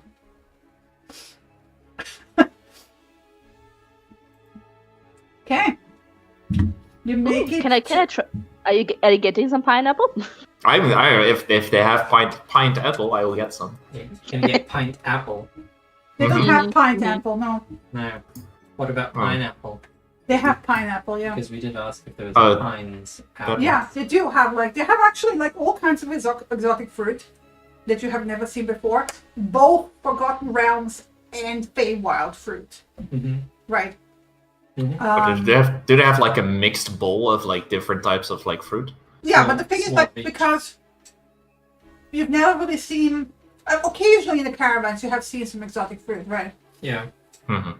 But they're usually wrapped up in crates and canvases and stuff. So, because you're kind of like country bumpkins, you don't know which ones are Feywild and which ones are real world. Well, They all look exotic, yeah. Watermelons are exotic because none of us have heard of them. Yeah, you Yep. see like a giant ball with stripes on it, like green ball with green stripes. And it's like, oh, that's a watermelon. And they cut it open, it looks red inside and juicy. Oh, I'll take that one. Can I have a taste of it when you get it, like one piece? Sure, yeah.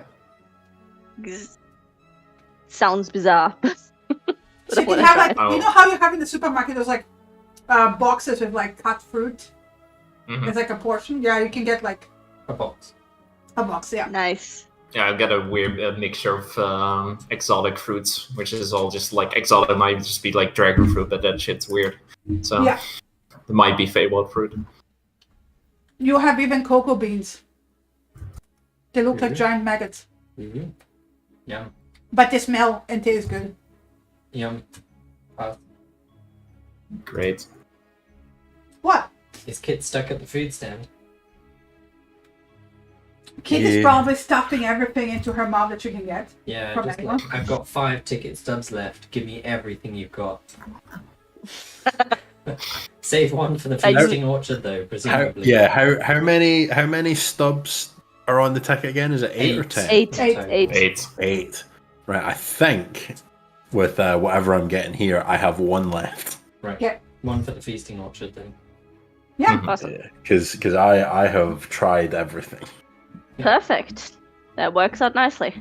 And then we'll continue around. Once we get across the bridge, Alana will say she wants to stop off at 9. At what? Mhm. 9. At 9? At 9. Okay. And she's gonna walk around here to the carousels until she can see 9. And Yeah. wait for the ride to stop.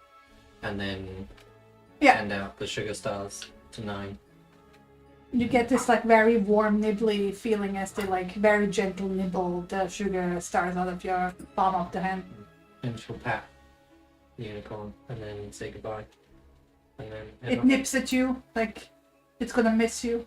Yeah. And she'll head back to the feasting orchard. Alrighty. Alright. Okay. As you arrive, music and mirth radiates from this park. The heady scent of flowers, mead, and berry pie waft through the air. You have stilt walkers pluck fruit from trees, musicians drum, pipe, and strum, and everywhere they're singing and dancing, and an inordinate amount of custard. Custard is everywhere. So usually the feasting orchard has like this thing where they have a revolving door of all kinds of activities, like of storytellers, musicians, and acrobats. And the feasting tables are lined with merrymakers, and dances spring up at the drop of the hat. It's kind of very like a mix and match, but there's a lot of food and a lot of custard everywhere. However, when you arrive, you have currently about to start a fairy cake eating contest, which costs 1 ticket punch to sign up for. Is it not 1 ticket punch to get into the feasting orchard? No. No. Okay. Yeah. Is it 1 ticket punch to eat something here? Yes. Excluding the fairy cake? Excluding the fairy cake eating contest. But the fairy cake eating contest is basically, you already can see there's a contest table which is piled high with small glazed cupcakes, each filled with a dollop of berry custard. And basically, if you ask, the goal is simple: eat as many cupcakes as you can within 60 seconds. I feel Yeah, no, I'm enjoying a pie. I'm not rushing any food.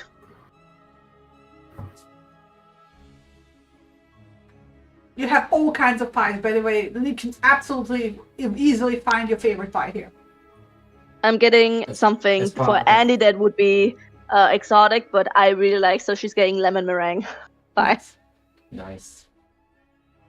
Is Kit signing up for the stuff all you can eat fairy cakes down your throat? After that mystery mine ride, I suspect so. It'll be my last ticket punch. And while the others get 1 pie, you get to eat as many pies as you want. Yeah, you know what? Let's potentially do it. Get sick. Yeah, my constitution isn't the best, but we'll. What? Mr. I rolled 16 for everything. I mean, it's still a +2, but still Still good, but yeah. By the way, is it a slice of pie or is it a whole pie that we get? No, where you get it's a small one. It's a small individual sized pie, probably. Alright, just wanted to know if we can It's save a some small, for later. a small dessert plate. It's size. a tart. It's like a tart size, yeah. I get one of the strawberry ones. Amazing. Nice. So, What does Alana get? She doesn't get anything. Oh. okay. These are the rules. Andy's gonna share a spoonful or a forkful or however Alana wants with her. If she wants some. She'll decline. Chris, just help me read through this, because I read it now 5 times and I have no idea what the fuck I'm reading. My brain refuses to. So you can definitely eat 3 plus your Constitution modifier. So Kit can eat 5, and then afterwards you need to do DC 10s. Yeah. Constitution saving throws, and any fails, I take 1d8 damage until I hit 0. I'm just custard damage. Out it's 1d8 custard damage. Yeah, yes. 100%. I think you have resistance to that, Kit. Subtract custard damage from the contestant's hit points as normal. Any contestant reduced to 0 hit points by custard damage is unable to continue and loses the contest and has custard splattered all over them. Alright, It's incredibly buff, I think, too, so that's gonna be fine. From taking custard damage. Yeah. Let's do this. It's bare minimum of 5, but I think Kit's the only one participating, so it's Kit So- versus the NPC. Yeah. Basically, contestant can swallow a cupcake in about 3 seconds. So that's 60 divided by 3. 20. That's 20 cupcakes. Okay. So we need to. And Kit, what's your Constitution modifier? +2. Plus so 2. It's 5. So you can eat 5. Before he has to start making contracts. Okay. So we need. Okay. So we need 15 Constitution saving throws. So basically, Or until he runs out of hit points. So you need to do them one at a time. Yeah, let's do one at a time.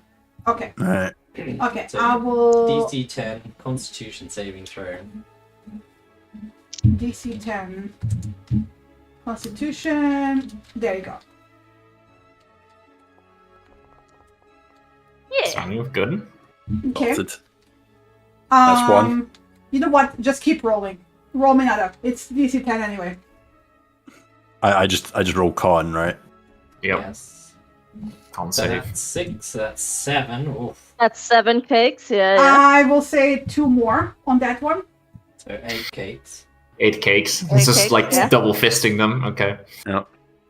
9 Still a cakes. Success. 9 cakes. 10. 10 cakes. 11 cakes, only just. 11. Yeah. Struggled on that one. 12 cakes. I didn't see her struggling. 13 Oh. cakes. No. Oh. 13. All right. 14. 1d8 of 1d8. custard 1d8 damage. custard The damage. 15. I'm rolling the The 15 D8. is the damage. Yeah. Yeah. The 15 is the damage. So you take 5 Ooh. custard damage. How many hit points Alright. have you got left? Right now, I have 13. Okay. Okay. Okay. Is that after the minus How many 5? rolls did we have so far? 1. Now it's the 16th cake. Okay. That I'll one that's gonna come let with Lena keep track of how many cakes. Mm-hmm. I mean, but like rounds, right? So All right, there we go. would be 20 rounds. Okay. Success. Success. Slowly wearing you down. Success. And success. Is this 15 rolls? Oh, And then 20.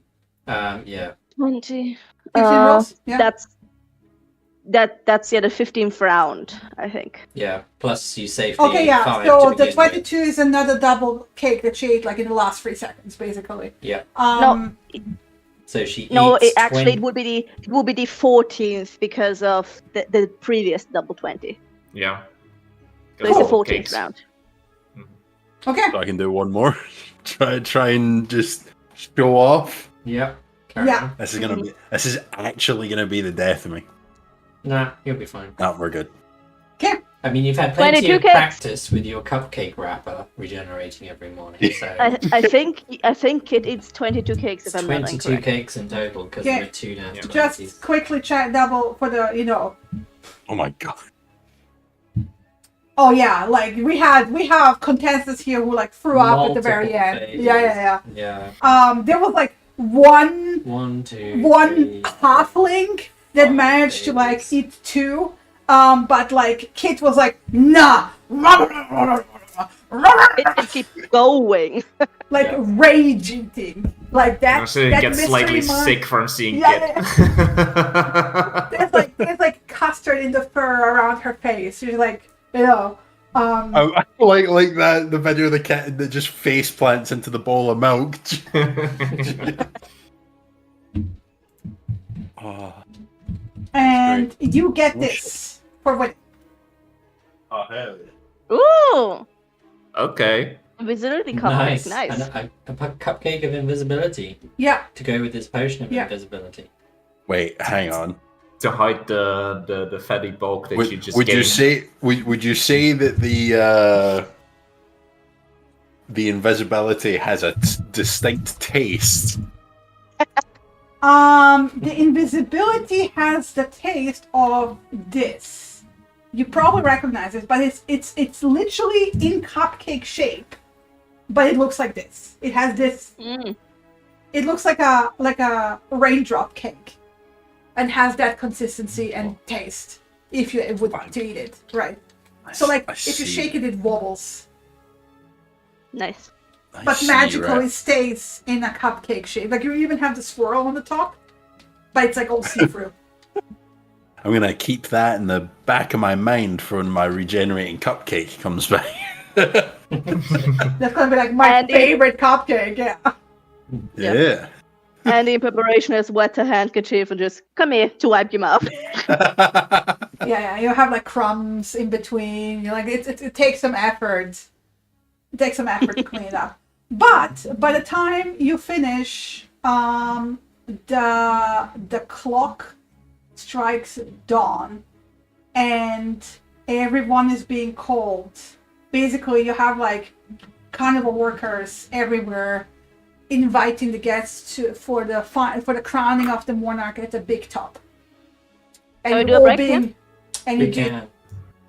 This is the best time to Yeah. do a break. let's do a break Yeah. here. Very good. Thank you for reminding me. 15 Thank minutes. you. Give or take.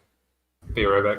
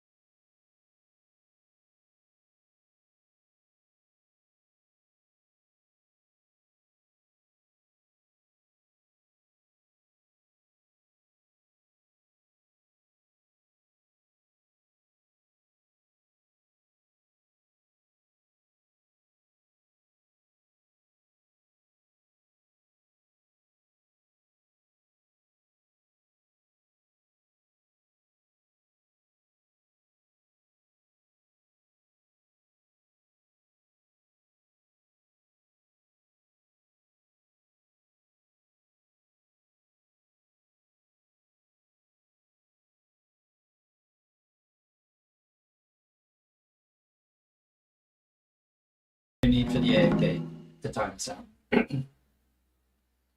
Okay, microphone is on again. Cool. Is everybody still back? Looks Yep. like it. Yeah. Matt? Mm-hmm.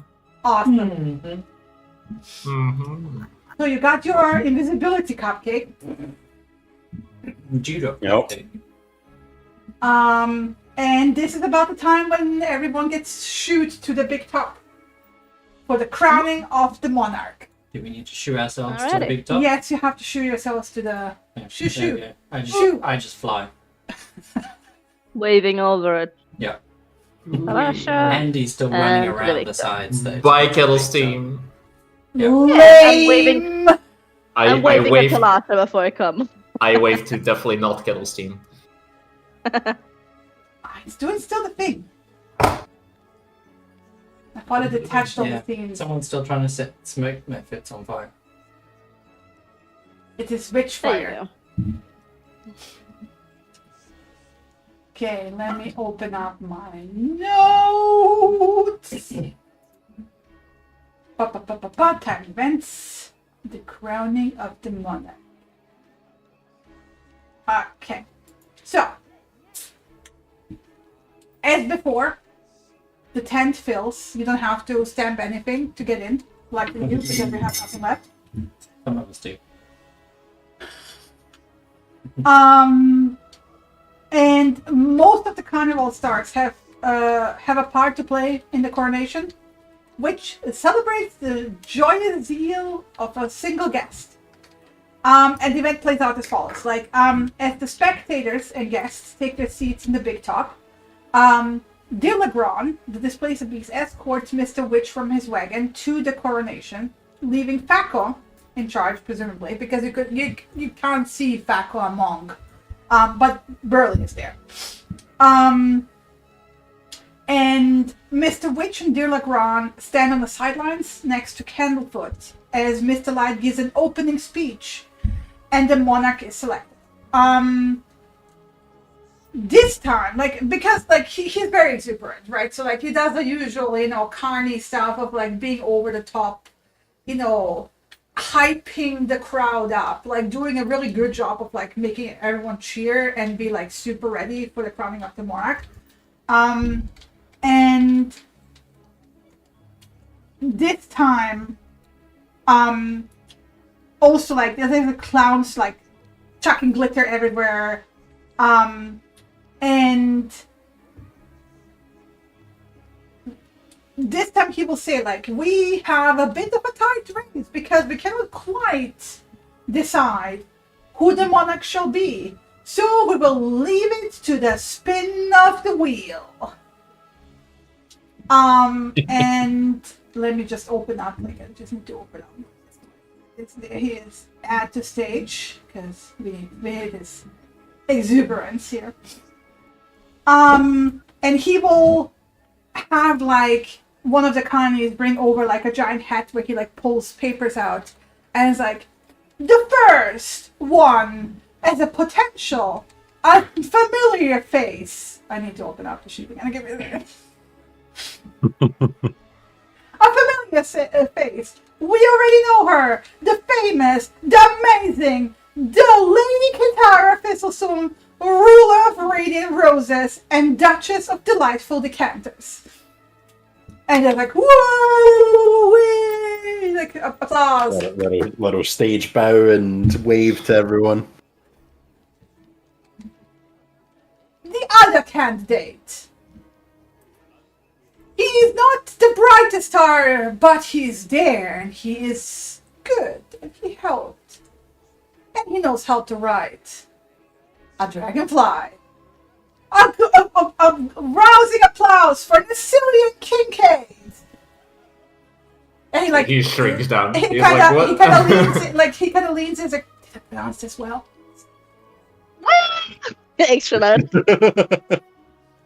He gets super red.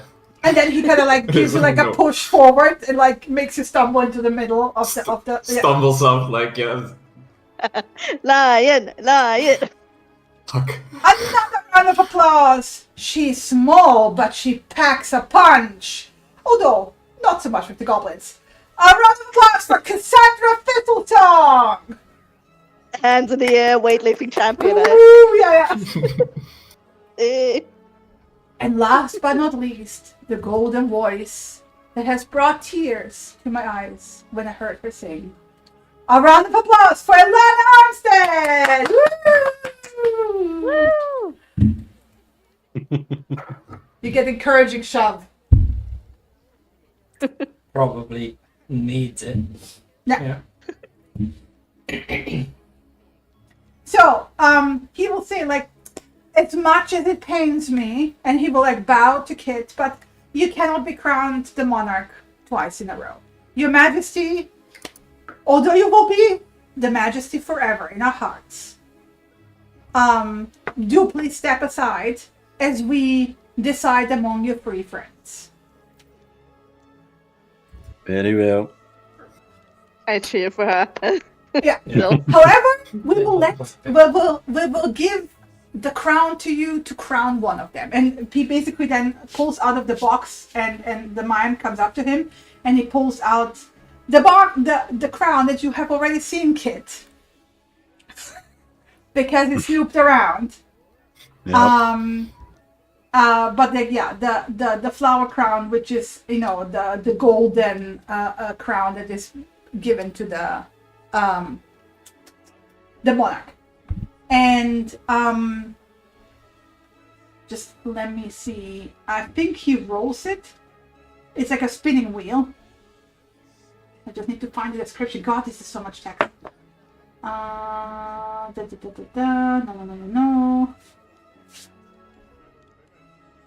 Yeah, okay, the crown, golden butterflies from a hat box, places it into Kit's hands. And then he will spin like a golden wheel with glittering lights. It's called basically Witchlight's Wane. Like it's the staff that he was carrying around, but like he spins it, and that's like this. It turns like into a spinning wheel. Like you guys know those lucky wheels, like that get spun. Basically, you start spinning it, and it starts taking on that appearance. And as it starts spinning, it starts showing, like, you know, it starts showing stripes, and in those stripes it starts showing various names. Like first it's Ilana, then it's Cassandra, then it's Narcillian. It's like it quickly, like rapidly spins those three. So I will say, the three of you roll me a d20. The highest one will be the Witchlight Monarch. Okay. Well, shouldn't you just ask us to do a d20 check? Fine, I'll ask you. I'll ask you. Fine. Can I make myself roll with disadvantage? No, because it's not your character doing it. No. You have to roll normal. Alright. Let's go.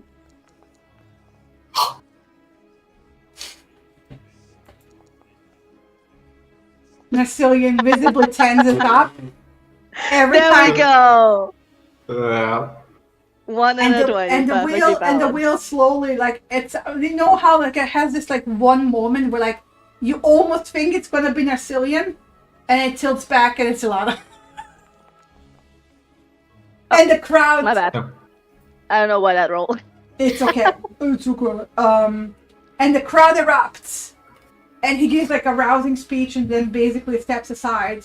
And Kitara, you get like a little. They shove into place like a little step up pedestal, so you can like climb the steps, you know, so you don't have to like, so Ilana doesn't have to bend over or ungraceful to get the crown on her head. So like you get this like little step up pedestal kit to step up and put the crown onto Ilana's head. There we go. Because you're probably looking into her face at this point, Kit, you will see what looks decidedly like a grimace on her face. You're getting crowned one way or another. Yeah. You see, like after you get crowned, Mr. Light seems to notice that, and he kind of sidles up to both of you, like backwards. He's like, smile for the crown, like smile and look like you're actually enjoying this. She does her best to put on a fake smile. Yeah, give me a performance check. A practiced fake smile. Give me a performance check. Yeah. It's gonna be terrible. Yeah, that's pretty good. Yeah. Excellent. And basically, the carnival is almost at its end. Like you have maybe half an hour to an hour tops.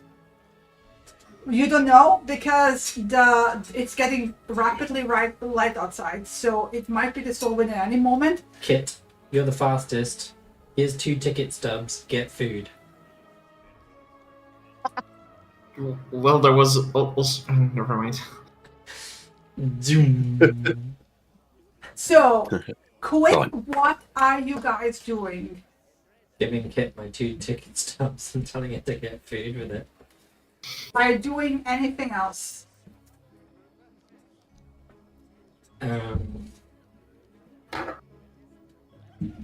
Whatever we are hoping to achieve here isn't going to be achieved today.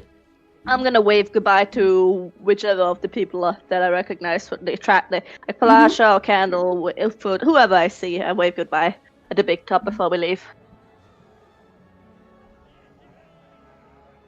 And Alana will find Core. Yeah. And tell them that we've run out of time this time. But we will find them the next time. Right before, like you already... You get a nod for that. Sorry, I was about to skip over it. You get a nod for that, but like you can see this like hurrying busyness of the carnival is coming to an end, and in places you see it kind of like already starting to like look a bit more see-through. Mm-hmm. And Narcillian, you also pick up almost like on the periphery mostly. Some of the trees are like, okay, I'm done, and kind of like pull out their roots and kind of start shuffling back to where back into place. Yeah, back into place. Yeah. Move over. And you're just about to start walking towards the exit when Narcillian, you have this halfling run into you, and she looks at all of you. Quick, this way! And she kind of starts like leading you towards the hall of illusions. Praise me. Let's go. Yeah. Where's Kit? Grabs. Has Kit come back with that food yet? Oh, definitely. I'm assuming you're all together when this happens, right? Like, yeah, she's fast as fuck, so... I straight up grasp the sleeves of Alana and Lion and just quietly whisper to them, "Are we gonna think that's a hat?" She will kind of give Dog a pat and also kind of turn towards Narcillian and like, "I recognize a former traveler into the Feywild when I see one. But here, quick, I know what you're in for. I'm gonna tell you how to get there. That's all I can do. Maybe see the hill, maybe not. Who knows?" Quick. Can I do an insight check on her? Yes, you can. Thank you. She is mysteriously honest. Okay. Mysterious. Yeah. Oh, she's not trying to fuck you over. Yeah. It's you can't read the motivation of who the heck she is and why she's doing this, but she genuinely wants to help. It doesn't seem to be any nefarious reason. So basically, she leads you quickly to the hall of illusions, and she asks you inside and tells you, pick any mirror, and then you say, hither, thither, here and there, wander yonder, show me where. And then you step through. And then she just disappears. Not disappears, but like leads off, like basically. Feywild or home? Hither.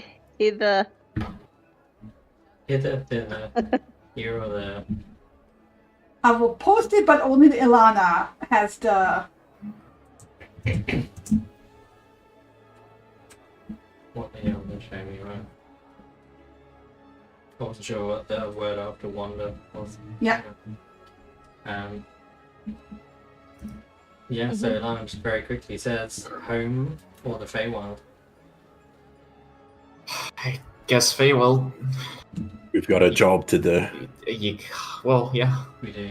We got two Came here jobs, for a but thing. alright. And she just Got it. picks the nearest mirror.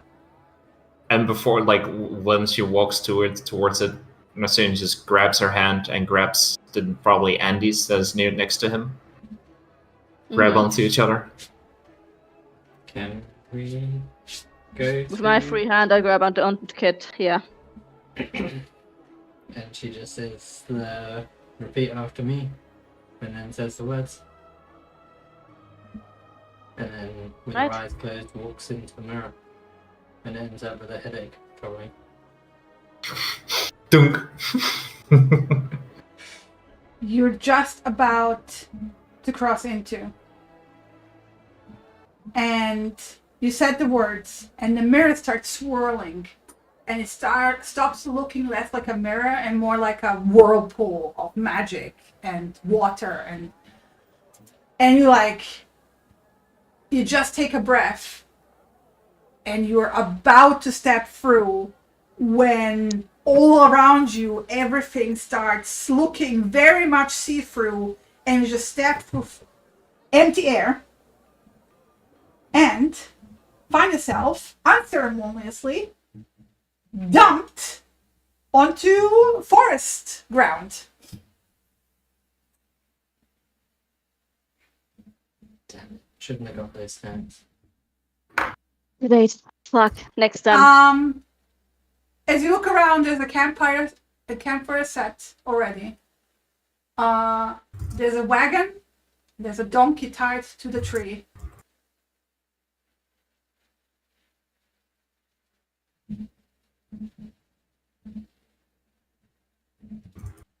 And it looks like it's sunrise, sorry. And everyone please roll me Constitution. Actually, I will do the thingy. Constitution, 10, request, to see who gets an exhaustion. Technically, we didn't finish a long rest. Yep. Yeah. Boop-de-doop. Yeah. Where do we Everyone put is exhaustion fine. on the new sheet? No, I'm not fine. Yeah. Nope. And You got he's not 3 fine. dots under your portrait, I said everyone is fine Oh. except for and then Andy. 3 dots on the other Yeah. side. Okay. I thought there was like death saves and I didn't want to touch those, but okay, makes sense. Makes sense. You hover over it long enough, it says exhaustion level 1.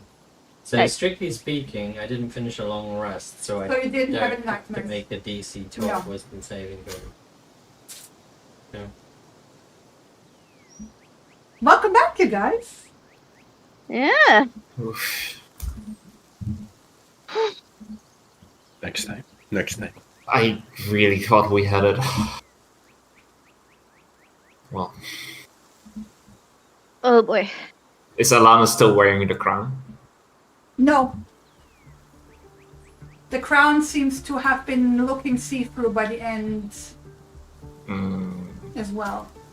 But I also want to point out everyone remembers everything that has happened on the carnival, including Kit. Sorry. At least from this time around. Surprise sneeze. So presumably we haven't recovered any of our spell points or anything like that. No, I didn't have a long rest. Milana's just going to sigh very deeply and sit down and say, I need at least an hour. Maybe we should get some... What's the weather like, for starters? The weather is sunny, clear sky. There's like the mist rising from the ground because it's early morning. Andrew just kind of slumps down on the Yeah, all ground, your like on some sort of adrenaline mossy has patch. worn out. Yeah, Like, ugh. just kind of slumps to the ground, back down. Just immediately pokes back up because she forgot she had the caltrops in her hair, so she just out. Ow. Ow. Oh yeah, let me help you with that. Thank you. So he goes over to Andy and helps her get out the spiky things from her hair so she doesn't poke herself in the finger. Thank you. Can I know we're in the forest, but can I check any kind of celestial bodies that I can still see, like the moon, etc., to check whether it still looks like it's been the same night?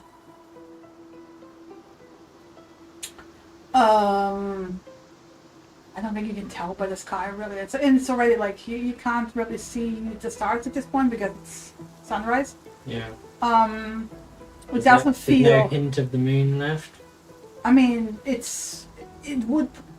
You're in the forest. It's very difficult to see anything that's like not high up in the sky. Yeah. Okay. It doesn't feel like it has been longer than one night. We wouldn't have any But idea. you wouldn't have any idea. Yeah. All good.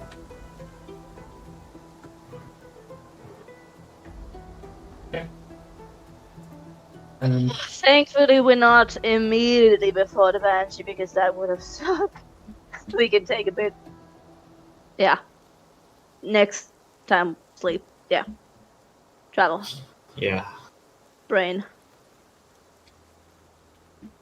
But the place where we are, is this the place that we set up our camp, or? Nope. No. No, it's just a It place looks- in the woods. It looks like the camp that you set up, but it's in a different spot. It's not in the same place. No. I also want to point out if you give it. Actually, give me this. Everyone who's looking a bit closer to camp, give me an investigation roll. Sure. Ella doesn't care. She just sat down and she started flipping through her book. I will roll an investigation. Might as well. You guys are in charge of that. Oof. Narcilia notices it because it's like some of the like early morning streams of light. It's the tent or the backpack or even Matteo. There's a faint glitter gleam on everything. You know, like a glitter bomb exploded, and like you will find glitter for the next 5 weeks, probably everywhere. Oh yeah, It gets into everything. looks like remnants of pixie dust. Mhm. I remember those pixies that were talking to the old guy, and he was like, "Oh yeah, I'll take care of the Yeah, dog, that no helped. problem." Yeah. Yeah, that helped Matteo to get where he needed to go. Those damn pixies moved our camp. He basically says as much. He's like, oh, yeah, I think the pixies, they helped us move. At least the camp where we were going to be dropped off. So- Where are we so supposed to we're- be So now? we're somewhere, hopefully, in the Neverwinter Wood. Well, Maximilian, give me a survival check.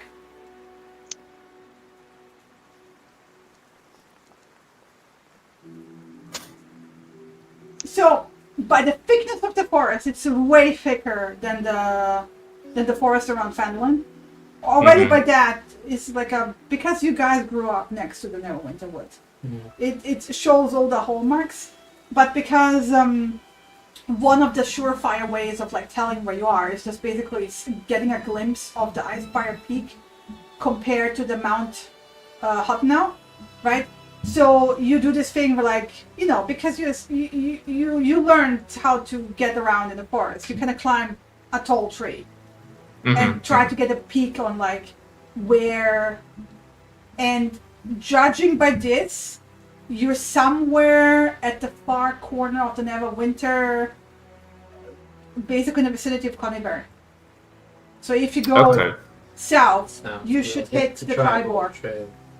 Yeah. To the trail, okay, yeah. So he kind of like scampers up a tree like halfway, Just looks at the positions of the mountains, and then comes back down.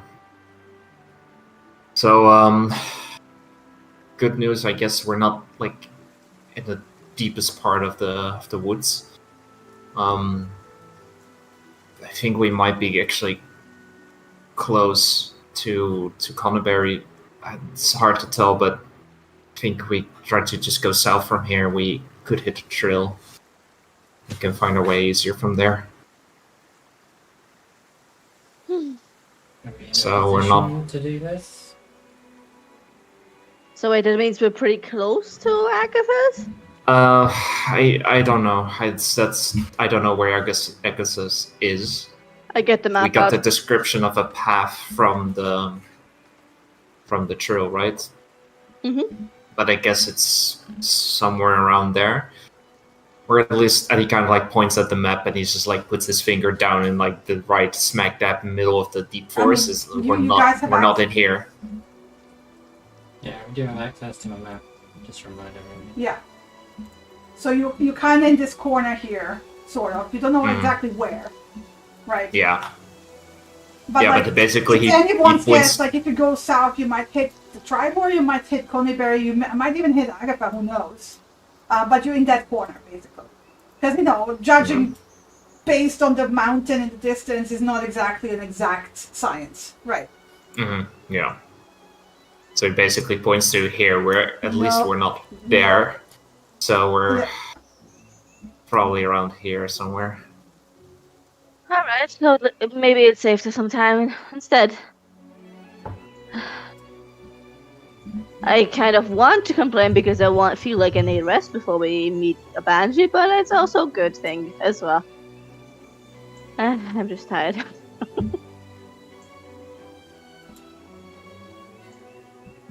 How are you guys feeling? That was... I guess congratulations to a new Witchlight Queen Monarch. What's it called? Elana's just kind of shaking her head, but you can see she's busy reading her books.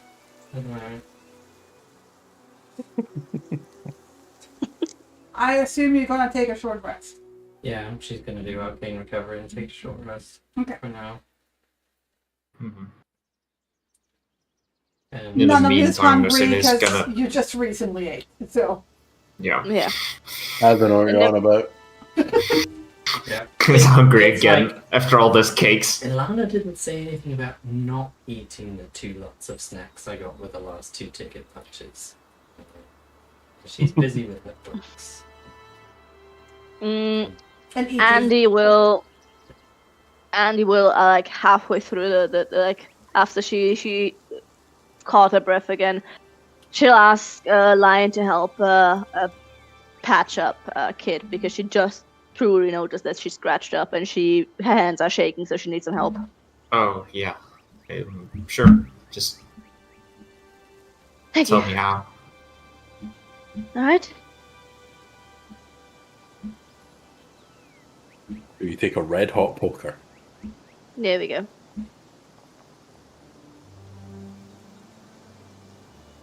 I don't know why I rolled so many. Don't fucking ask me. It's weird. But it was a 15 plus 5, so it's a 20, so the first roll. Yeah, don't fucking ask me. I need to refresh my page. Probably, yeah. But yeah, let me just edit it. I have no clue how you got scratched up, buddy, but you do all better now. Thank you. And we're officially finished up on one of our healer's kits. We got backup still, but one is done.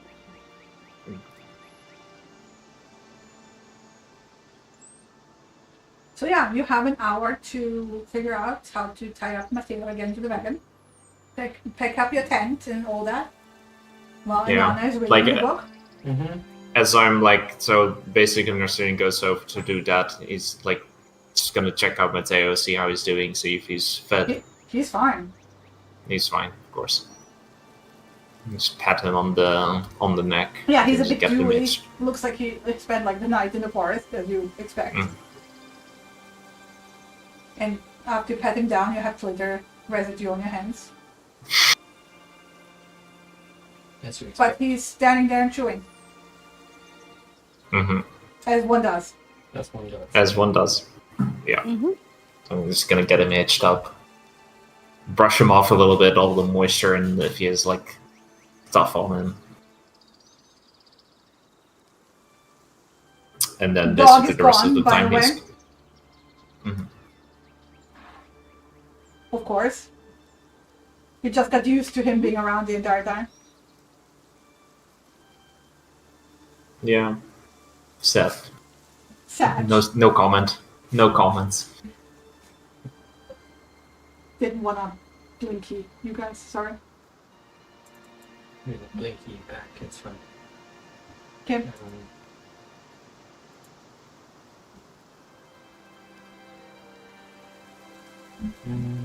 How do I give myself spell points? That's the question.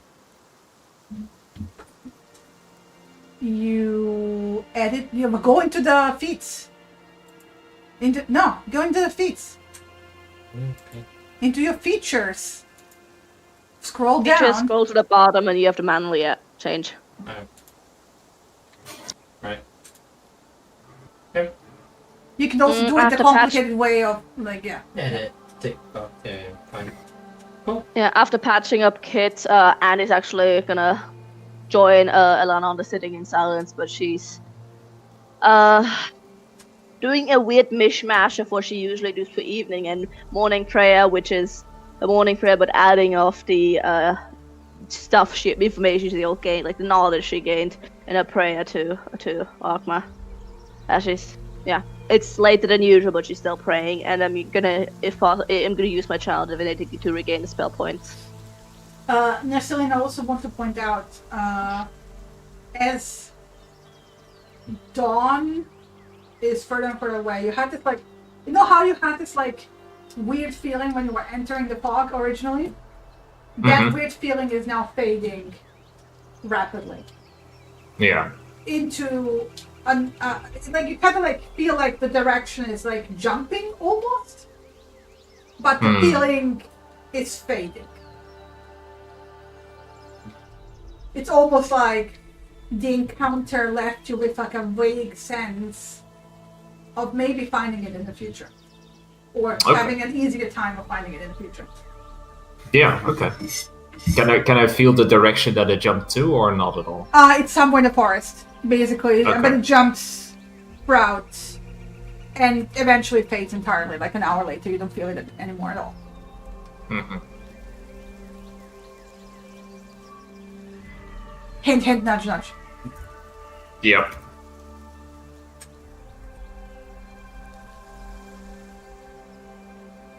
You ready to move on? Mm-hmm. Yep. Yeah, as you guys were reading and praying, Nassim was basically just packing up camp, getting Mateo hitched. Cool. What is Kid doing? Catnap. Cat. Good call. Fair enough. You can do a short rest, Matt. Is there anything I need to be cautious of the short rest, No. or let's see. There we go. Finish short rest. It says finish long rest. I'm just gonna click no. No. You want to click the knife and fork for a short rest. Yeah, but even if you click that one, then it still says finish long rest. At least it did so for me the last time I did. Didn't for me this time. I just did a short rest. It's because Really? I haven't spent any hit dice. Yeah. Short rest also counts for Andy, or not because of the patch up. Yeah, you can do this light activity, I would say. Alrighty. Something at least. Yep. Nasilian doesn't get a short rest. He was doing some heavy lifting. Yep, He it's okay. eats one back anyway. Nope. Nope. No, he didn't have to call anything of his druidic, so... No. Anyway, Narcillin, you were in charge of guiding them, because Yeah. survival. You know the way. Best? My question is, are you heading directly north? South, I mean. Definitely, I'm heading directly. Definitely north, yeah. Or like southeast, southwest. Alana. They're basically one of these three options. Given keen mind, Alana will help him with direction sense just because she always knows. What north is, yeah. But like there's still an option of like you can go directly south. Yeah, I know. Southeast or southwest. So whatever he's doing, she's assisting by currently heading southwest. So you get an advantage on your survival check. But also, are you going directly south, southeast, or southwest? Probably just south, like directly. Cool. Okay, roll me a survival check With advantage. with advantage. Cool. So Andy was the only one who failed exhaustion check. Yep. To check my roll. 15. Okay. Pretty good. So you kind of manage because like you're in the thick of the forest here. There's no paths, right? But as forest goes, there's like animals walking through and stuff. So there's like animal pathways, and you kind of find your way, basically mostly unhindered, a way of like guiding Matteo with the cart through the forest without like making it more difficult than it should, right? And however, about an hour in, you start noticing that the surrounding forest is a bit not completely quiet, but it grows dark and still. And there's heavy vines and thick layers of moss drape over the branches. And the air is noticeably colder, and this music is way too cheerful. Fuck my life. Yeah, Ilana's gonna be walking up in front with Lion. And she's almost she's got her hand just like against him, ready to push him behind her. And He's probably doing exactly the same thing. Unless you want to be talking to people. I think we're getting. Do you guys We've wandered into feel a that? particular area, yes. Okay. And just as Ilana is mentioning that, She pushes Marcelian behind her. you see a giant tree with as you kind of round around, it's a really thick, old, dead tree. And there's like an opening. There's a screen made from the warped branches of trees standing close together. Woman like it gives like almost like a dome-like shelter above the entrance area. But also makes the inside of that hollowed out old dead tree. And I mean like by big, I mean it's the size of a house. Yeah. Like you could fit an entire house into the size of that tree What you easily. called A redwood tree, so yeah. forest. Yeah, but not redwood. It's like a very thick. It's like not as tall as it is thick. Oak. From thickness of Yeah. Yeah.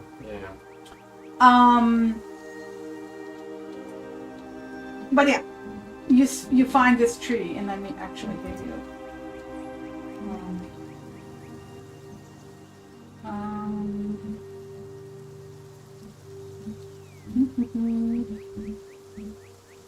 It looks like this. Nice. And you know you're looking at Agatha's house. Lair. Tree. Well, Is there any sign of anything? I'm giving you like, basically, I'm not like I'm not dumping you on doorstep. Yeah. So I'm giving you see it well ahead because like as you get closer, Huge tree. yeah, because like suddenly the trees around this tree are dead. Yeah. it is noticeably colder. There's like these like moss overgrown hanging vines everywhere. It's almost like there's like this aura of death emanating outwards from it. Mm-hmm. Or rather, everything that's growing kind of decided to grow far away from it as possible. Seems fair. Mind you, it's also noticeably colder, so that might not be very encouraging for anything. I mean, you know, this area is very tough on growing things anyway because of the harsher winters and stuff. So, and it feels noticeably colder here, so it's kind of almost like an effect. Because you can see remnants of things that have grown here recently. Mm-hmm. So maybe it's just cold enough that spring has been delayed compared to the rest of the forest. Yeah. I mean, to Narcillian, this certainly looks like it. Like spring, because of the coldness of the weird aura. Like the forest is not really dead, but it's hampered. Mm-hmm.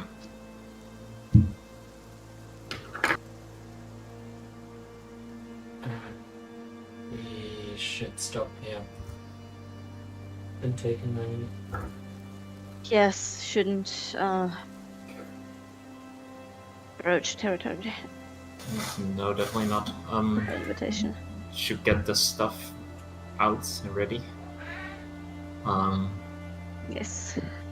And otherwise, I guess the plan was I guess Ilana, you tried to talk with her.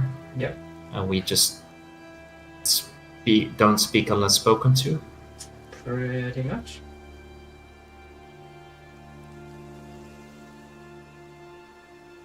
Would it There's be... a lonely black cat walking past in the distance and giving a sad yowl and walks on. You think it would be rude to cast protective magic or no? No, I suspect it probably would. If she's any kind of Okay, arcane okay. caster, she will probably know it. So. Alright. Alright. If you guys can get stuff ready, I'm just gonna prepare comprehending languages just in case it's needed for a riddle. I'm not Okay. expecting it to be needed, but you never know. And Alana sits down and begins flipping through the book once again. Start casting ritual comprehending languages. Any cat meowling that you can hear now is the black cat in the background. It's completely canon. Smartly put, yeah. There's Tabitha again. Yep. Just following us. So yeah, ritual casts. Comprehend languages. Okay. That takes about 10 minutes, yeah? 10 minutes and 1 action. Kit, you doing something in the meantime? I'm keeping an eye out for anything that seems out of place. Yeah, this entire patch of the forest looks very out of place. Well, anything out of place that's approaching us rapidly and Yeah. or slowly. Yeah, no, Oh. no, nothing, no ghostly apparitions going at you, going, Oh, Kit, did you remember to heal up that custard damage? Because that's also a thing that it said. If you took custard damage, you would heal it up at the end of the thing. Yeah, At the end of it's the 5, feasting. yeah, you get 5 hit points back. that's alright. You're still slightly scratched up, but you're alright. You're still thorn up, yeah. Yeah, I'm still at 13 out of 18. Still more than me. Okay, I'm leaving this in the hands of you. Don't make me like shoo you So into things. I assume the others get the mirror and the comb. Yeah, mirror and comb. prepared. Yeah, Mhm. I got those, yeah. And Alana's going to finish ritual casting comprehend languages and then immediately just kind of stand up and ask for the 2 items and call out.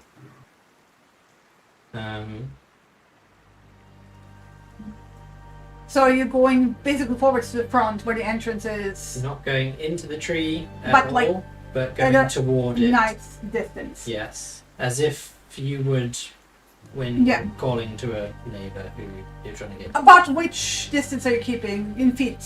15. Okay, tops. About 20 feet close. The air starts growing cold. Mm-hmm.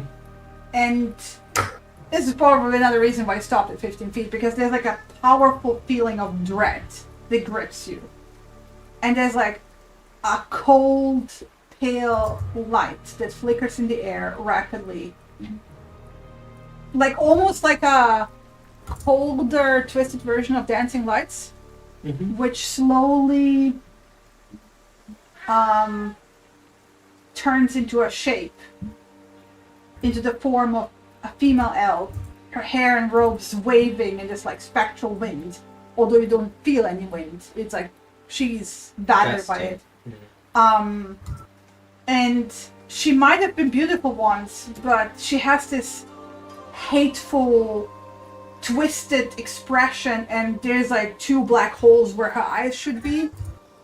And she kind of like, she doesn't lunge at you, but she like jerks a bit forward, hovering in the air, and her hair kind of like takes on a life on its own, like wafting upwards. Almost like she's underwater. Yeah, it's like, you know how, you know the dinosaur that like pops up the side thingies before it attacks, as in like a threatening gesture, has almost this effect of like, she makes like, almost like she's making herself bigger. Yeah. And she calls out, "Foolish mortals, in secret you roam. Seek not what lies in my spectral home. Death await those who dare draw near. Yet here you stand. What brings you here?" This voice, I want to point out, would make a grown man pee their pants. Yep. Alana's been preparing herself for this. I presume this is in Elvish. Yes. Yeah. So Kit just hears them, like, you know, a voice that is akin to nail scratching on a chalkboard. Nice. Oh, that's just lovely. Yeah, yeah. Up goes the fur again. Yeah.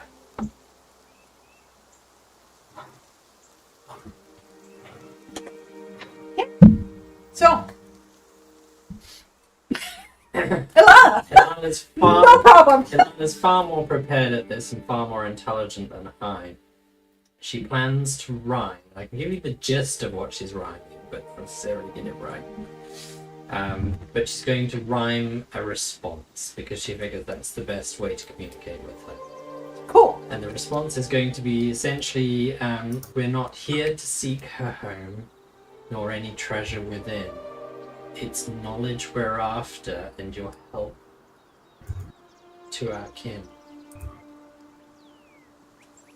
We seek a lost home, of knowledge you know.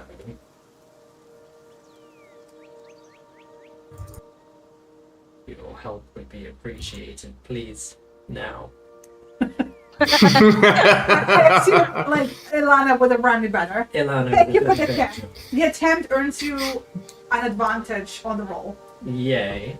Are you also showing the poem? Yes. I was going to say I'm not finished. Part of what she wants to convey as part of the rhyme as well is that essentially for your... This is the part where I was getting semi-stuck at. We do not come empty-handed for this boon that we ask.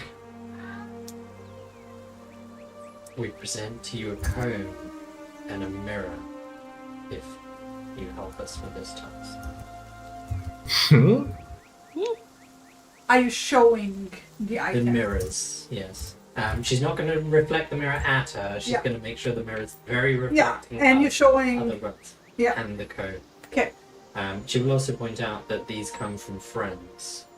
Roll me. No, actually, no. You don't have to roll at all because of how you presented it and because you're showing the comb. She kind of, like the hair and the clothing and stuff kind of like simmers down. and she kind of floats a bit downwards. And she pauses. You can't see her eyes because there's like two black holes, right? But you get the distinct feeling that she's looking at the comb. She's ignoring the mirror. She doesn't care about the mirror. Yeah. But she's transfixed on the comb. And she kind of like raises her hands to her lips. And you kind of like... Actually, anyone who wants to read her expression, roll me an insight check. Sure. As Ilana is standing about to be attacked, definitely reading it. Yeah. Ilana gets an advantage, by the way. It might help. Nah. And is too tired. Like, I want Yep. I want a nap. Neptunian has a very tough time reading the expression of banshees. Yeah, Especially with missing fair. eye sockets, right? Dead Alex, not his thing. Yeah, dead banshee is not his thing. Andy's just like, I want a Surprise. nap. And he's got brain fog, yeah. Yeah, Kit is like, I'm ready to fucking throw hands at this, but like, I see her come for. I'm not reading the expressions. the Kit is just getting ready to wreck. Yeah. But Ilana, you can see There's like significance to that. there's a shock. There's like a hesitant shock. And then she kind of rushes forward. Not aggressively, I want to point out, Kit, because even your passive insight is high enough, right? And she kind of reaches for the silver comb and like pauses to see if you're really offering it. Yeah. And if you're not flinching back or making any aggressive motions, she takes it and kind of gasps and holds it to her cheek and starts cooing. Like, her voice also seems that there's nothing of that like terrifying voice. It's still ghostly and echoey, but it's much softer. And she says, "My darling man, bitter is the ache of love. Fate's cruel hand no goodbye to prove. I remember the day you gave me this token fair. Before the orcs' cruel blades filled the air. Oh, Mormask, my mage, my heart forever yearns. For the day we were torn apart, my spirit still burns.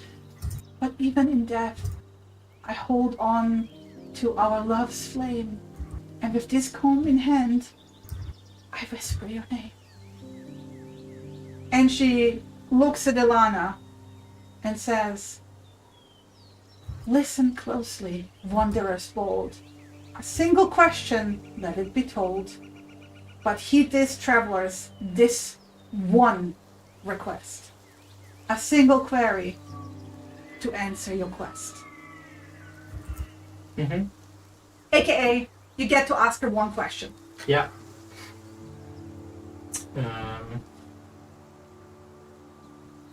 And also, because I'm very proud of this rhyme, I will copy it into the freaking chat.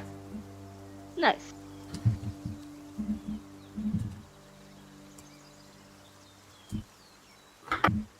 And there.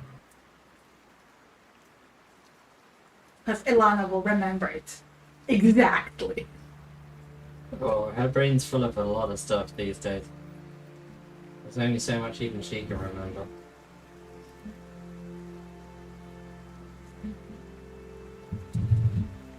Okay.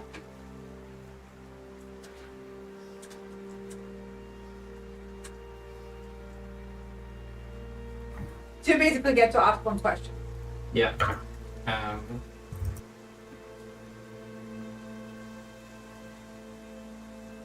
And one only. Because Ilana would remember this far better than I, even better than my notes, I'm assuming Sister Gariel's request, correct me if I'm wrong, Andy, was to recover his last great work. A spellbook or an account of his journeys. Or the whereabouts. There was a of it. name for it. Let me just. Or the whereabouts. The name is. His final magical work. Bow Gentle spellbook. Yeah, Bow I've just Gentle. got Bow Gentle spell. Yeah, it's just called Bow Gentle Spellbook. Okay. Yeah, that's I what did- its name is. Because Yeah. it does refer to the fact that he bequeathed his final magical work. And I wanted to make sure we were asking for the right one. Yeah. And also So- known as Bow Gentle Spellbook. Bow Gentle spell. But yeah, Um, final work, Bow Gentle Spellbook. Yeah.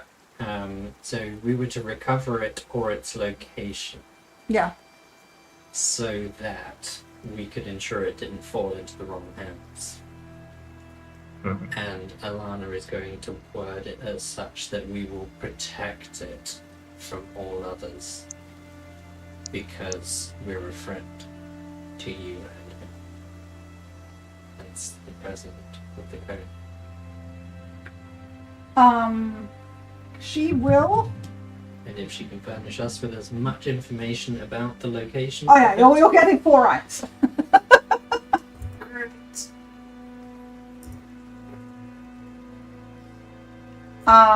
So I will post this in chat, but I just want to read it out loud. Yeah, go nuts. Um, We've been taking like 7 sessions to get here. We can't Yes. spoil it now. she thinks about it for a moment, because you can see that this has been something maybe that she hasn't thought about. And then she nods and says, "In Silvery Moon's halls, Bow Gentle's fame, a wizard renowned, known by his name. Born by the sea in magic's embrace, studied the arcane with a wizard's grace. Dragon slayer, tomb braid of old, stories of triumph and tales untold. Abbey founded with Alaric's grace, a hero's journey, a story to chase. Bow Gentle's book, his legacy penned, spells compiled, a wizard's strand. Stolen in strife from school's demise, a tome elusive in shadows lies. The book I traded a century past, to a necromancer's fold it was cast. Serenov of Erebor, his fate unknown, the book's journey, a tale overgrown." And you can roll me in Arcana and you can roll me history. Alrighty. Well, when it counts, it counts. Nope. Counts, it Um, counts. You Nice. remember from the Spar's books that Darren. Darren has, yeah. What's your roll? Okay, Jesus how else Christ. did that happen? So it's got to be his. books. You. So, Andy gets this. Mhm. And then Elana gets all of this. Oof. Nice.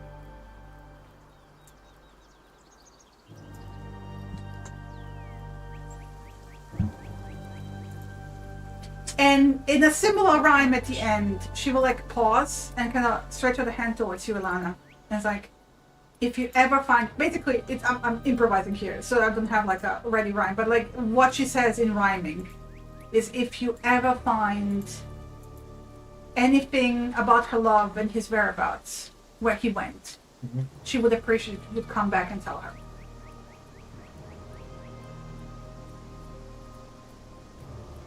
Okay. AKA Mormons.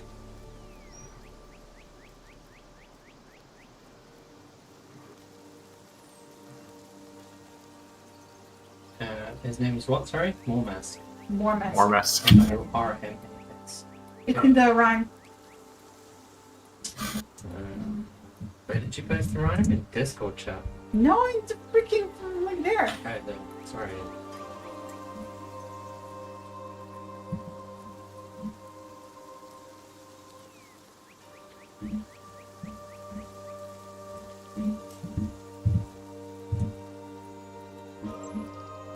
Lots of data.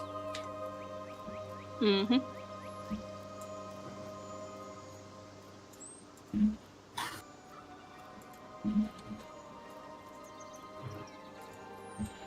Not really worried about formatting his data.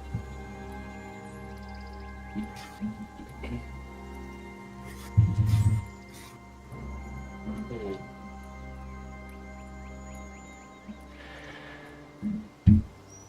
Irable.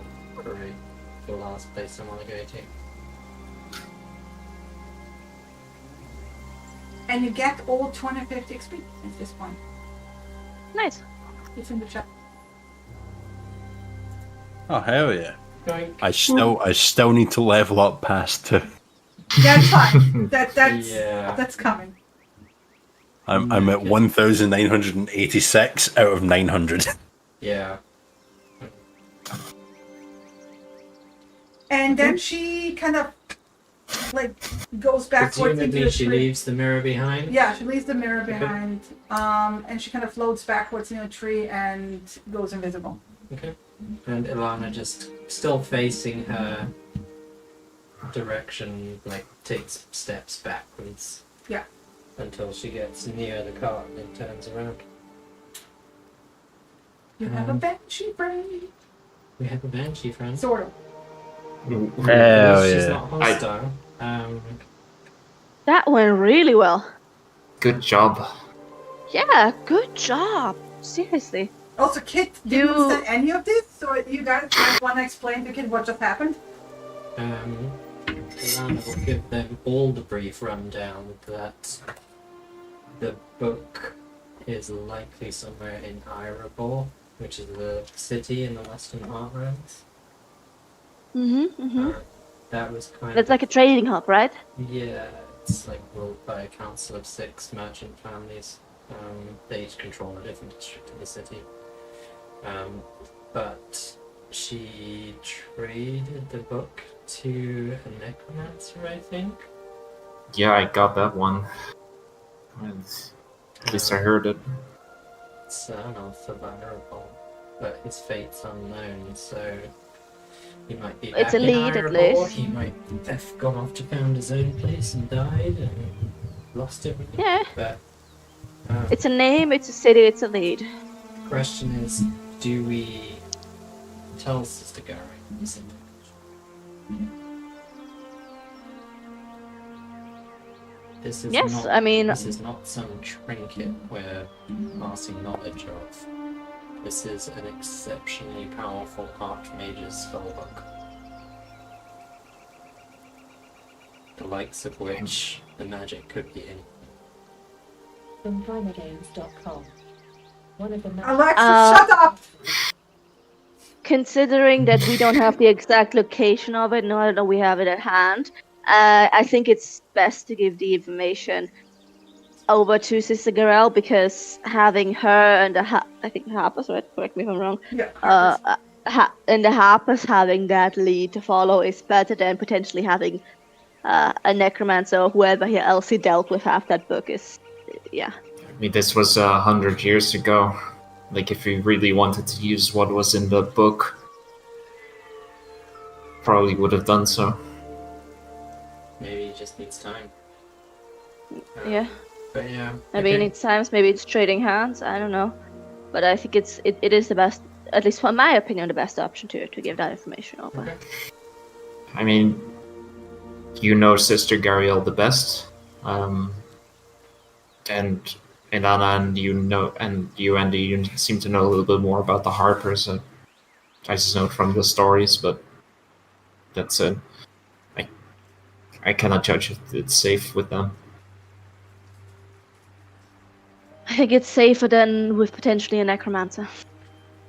I guess. I think the Harpers are more likely to keep it to contain it rather than keep it to use it. So, from what I know, that's kind of what they do. They try and keep dangerous stuff out of people's hands, or the wrong people's Well, hands. the organization in general, but as we saw, that even in this other one, the Lord's Alliance, there might be people that are Yeah, you can never be sure. I mean, less than scrupulous. That's always the case. But I mean, Yeah, Sister that's never Gariel came to our 100%. aid when we called for it. She strikes me as the kind of person to come to people's aid when they call for it. It's good people's aid, Yes. Yes. I should say. So, Yes, and she's not someone to hoard knowledge greedily, like, I don't know, a dragon or something. It's just, it has worth to have it, and also to keep it safe.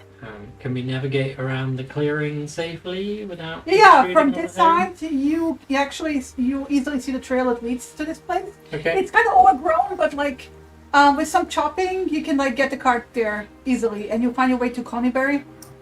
Coneybury looks like a very sad, abandoned town. We were stopping Oh. in Coneybury for something, weren't we? Was it Coneybury? Let me just. It was next to Coneybury. Apparently, a site helping You with want to depression. you want to Yeah. deal with the zombies eventually that are like off that, but There's also I the think you orc all down are- there, which we yeah. were given. not in Coneybury. Coneybury looks not quite abandoned because the road still goes through it. Yeah. So people camp in the ruins, presumably. There's probably camps. No, there's no trail of anyone camping in Coneybury. Okay. Because it kind of looks a bit spooky, Okay. and They camp it seems like Agatha's influence keeps it Keeps people mostly away. clear. Yes. I mean, But officially, that means also you know where the fuck you are.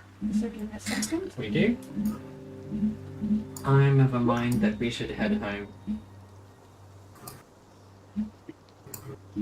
I am of the same opinion. Because we know It's- it's it's- a couple of days home. We can update Sister Gariel, get the Harpers moving on where this information is. This bookcase. And then take stock. Take a couple of days. Maybe take a Mhm. 10-day. See if we've got any letters come back from Helps a lot, yeah. Home, yeah. and Ugh. see. I'm sure there's plenty left to do in a new home. Yeah. Yeah, I agree. I mean, we did what we set out to do, and This, some more. this time round, we've still got some more to do. Eventually. Mm. But I think trying to detour anywhere else right now would be asking for trouble. Yeah. Do we want to take a look in Coneybury, or we're just gonna? We can have a poke around. I don't think we're going to see or find anything. There wasn't. What was the thing about the amulet for the child? For Nas? That Oh, was a that's- way that's off. on the That tree. was- That's in Thunder Tree. that's a Thunder Tree. isn't it? Yeah. It's the other side of the woods. Yeah. I think after this, I would like to prioritize, I don't know, Thunder Tree, Neverwinter. It's already 10 a.m. by the time we get to Coneybury, by the way. Yeah. Just turn the car onto the road and Yeah. keep heading, I would say. Yeah, like I would say, like there's a decided lack of camps inside of Coneybury. Yeah. Like, it has like a bit of a Hmm. creepy vibe, right? We'll have a tiny look in just to Yeah. look around the ruins. But nothing There, special. from the brief overlook, I'm not gonna even make you roll. Like from a brief poke around, just a quick, there might be things left to loot, but it would require a more thorough search. Camp and set up camp and stop Yeah. for half a day or something. Yeah, basically. There's nothing for No. like there's like it's fallen down houses and lots of rubble, and probably the more obvious things that could be looted have been already looted. Yeah. But Yeah, you not never too know. interested There might be leftovers and stuff, but that would require a bit more time to investigate. I say we make our way home. If we ever come back to deal with the zombies or whatever else is up here, we can take our time in Coneybury. Well, But it's only 2-3 days away from town, so yeah, exactly. Yeah, no, that's fine. Fine with me. Alright. yep. Head home. At home. Okay. Yeah, it's a 2-day journey. 50-mile journey. Yeah. It's a 2-day journey. I can tell you right away. So like I'm gonna summarize this briefly. The journey back is very uneventful. If you want to have conversations, because you still have like short rest, long rest, right? Mhm. Kid, you can heal by the way. You Can I heal don't have all- any GM guided nightmares. I'm letting you choose what the nightmares are. They probably have to do with the stuff that you saw in the mine. In the I patched magic you up mine. so you it's can. 2 days back. 2.5 days back. What do you mean 2.5? 2.5 days back. Yeah. So you have for the Yeah. entire journey, every night you sleep. Yeah. So I'm going to roll. Yeah. Oh yeah, the exhaustion you get. Yeah, you have to roll a d3, I think it was, right? Yeah. Yep. I'm not doubling that. It would be too punishing. It's already a D3, which is already. And after the first night, your exhaustion goes away. Get the exhaustion back. Jesus Christ! Whoa. Fucking hell. My movement speed's halved for the next. Yeah, day. you're going in a You rolled cart. 3. You have 3 levels of exhaustion. No, it's 1d3. Yes. I was thinking I rolled a d6 and I was taking 3 4s too. Yeah. 3 levels of exhaustion here, pretty. Yikes. And for the second day, So, well, describe it to everyone because everyone would notice this. They will probably put you the cards for the rest. it for the... looks like the best way to describe this to everyone else is that the culmination of everything that happened in the carnival, her not eating food, her being the one standing in front of what is possibly the most powerful not evil, but the most powerful undead spirit any of us have ever seen, given that we've not really seen undead spirits. But even we would know this is not your regular undead. This isn't a zombie, it's not a skeleton, it's not trash. Even that would be. This is an pretty- intelligent, yeah. sentient, undead being. It looks like an element of her life essence is fading away at this point. She's pale. She looks noticeably thinner than when you guys first got to Phandelver. And all around generally just looks unwell at this point. Yeah. You're definitely gonna be encouraged to nap in the cart. Yeah, basically over like when it starts popping up, which is from the after the first day, because Narcinian was driving the cart, right? Mhm. So and then basically the next day that she wakes up and we see her with the gaunt face. Narcinius is basically just ordering her into the cart, and along the way, I think he would suggest to the others that they take a couple like more stops, like quick ones, and basically he's going to try to take as good as care of her as he can, like brewing tea for her with maybe some herbs that he finds, maybe some good berry infused tea. Yeah, is Andy? Yeah, and on Andy, the yeah, is Andy force feeding her? Like, eat.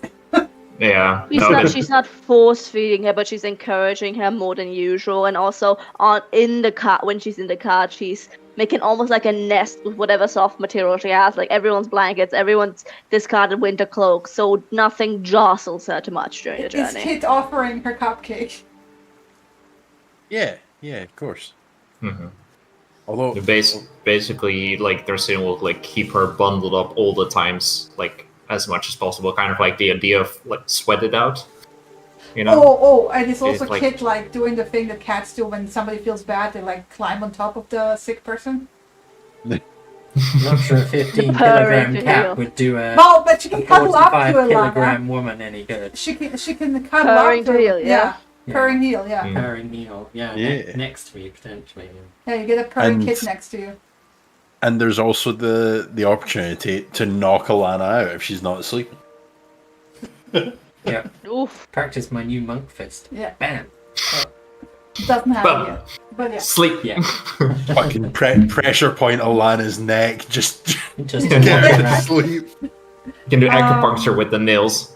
On the next long rest, you remove 1 level of exhaustion before you roll again. I need to double. Well, do I?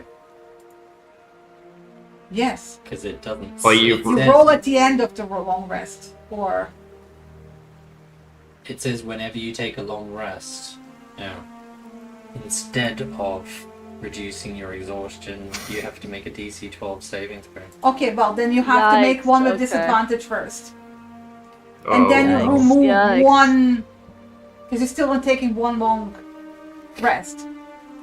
So you take 1 off after you rolled, and then you add whatever you roll. So I'm down to 2 at the end of the night. Yeah, but you still roll with disadvantage when you do roll for the nightmare. Yeah. Because that was at the 3 levels of exhaustion.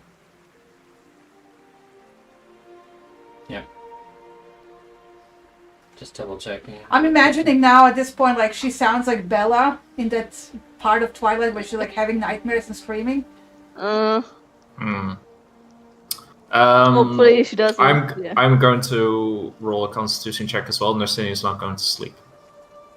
He's going to stay up and take care of her and just like wipe down her face with like a small like piece of cloth that he just pours water on.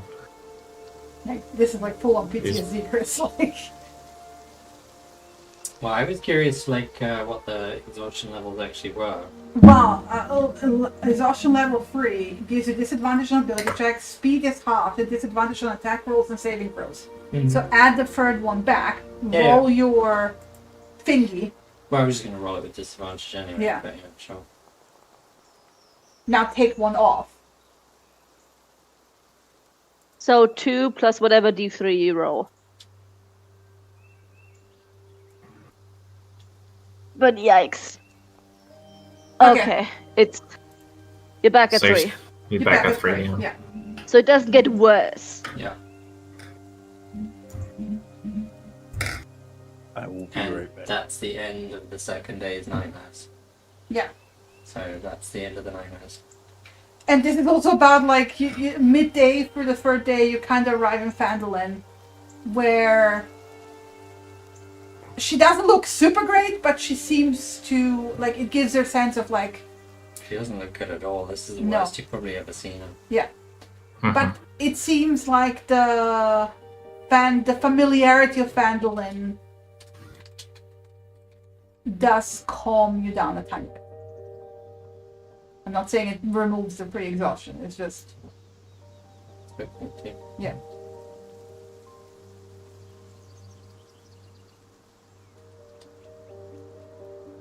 All right. Do you want to stop here as a cutoff point, or do you want to go on? I just want to give you a brief rundown of because we are basically going into a big time skippy wimpy with a lot of RP in between. So yes, you did get a response from your families. I'm gonna give you a full letter, but because this is kind of RP stuff. I don't want to like skip over it. I just want to give you a brief summary what to expect, because we're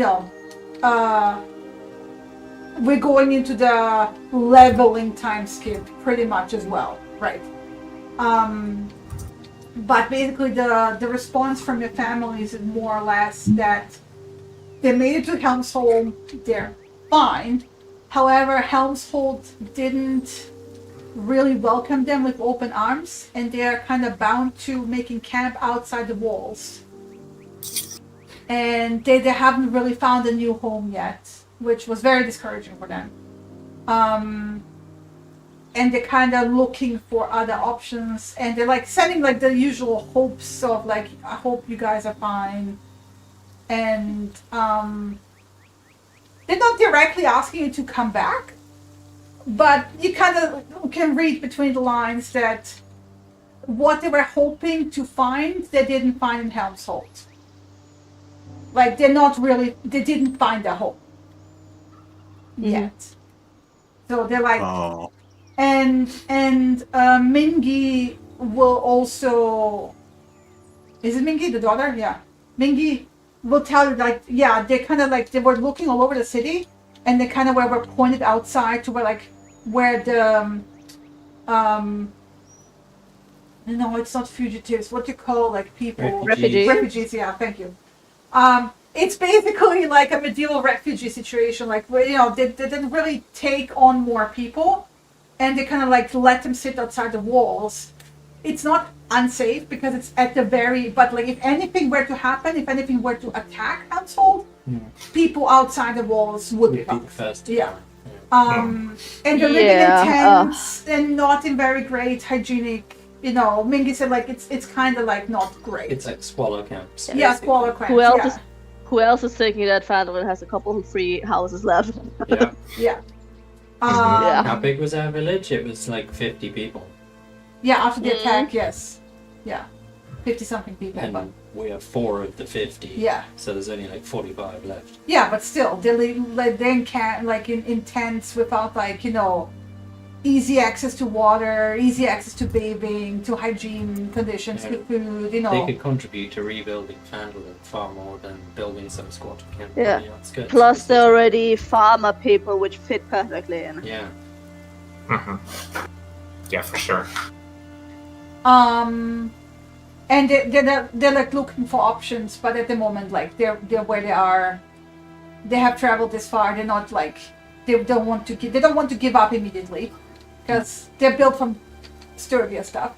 But basically, that is the gist of it. And what I plan to do once again, I don't want to skip over the RP in Phandelver, because Elana is recovering, so you're gonna have to at least you need 3 long rests to sleep off the exhaustion. But after that, I do plan of like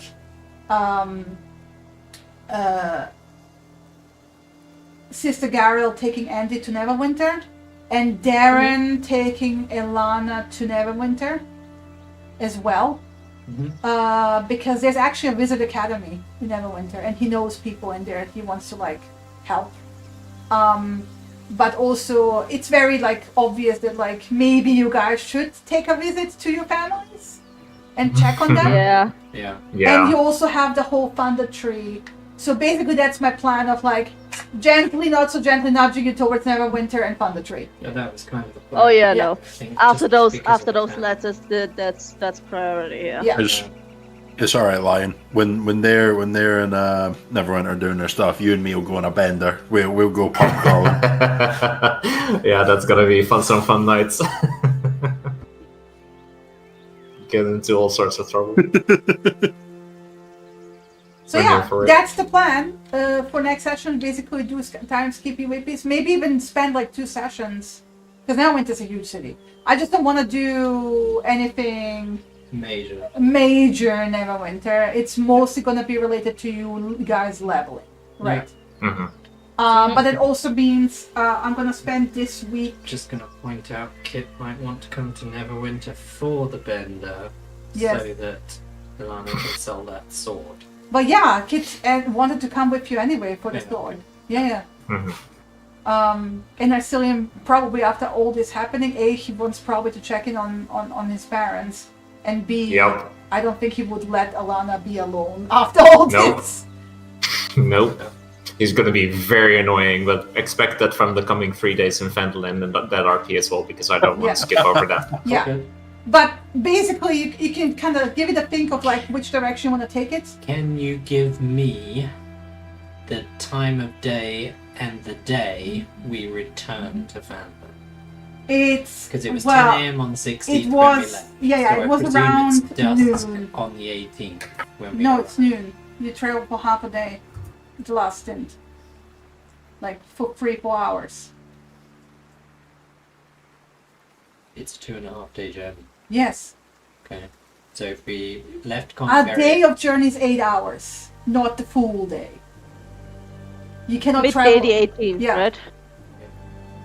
So if we left half day 18. At 10 a.m., half a day would be 2 p.m. And then 2 more full days would be 2 p.m. Well, on the 18th. I'll give Coneyberry 1 hour because we did some searching around briefly. 3 p.m. on the 18th? Yeah, wait. And then does that sound good? I need a calendar. So, one day to the 17th, another day to the 18th. That's 2 rests.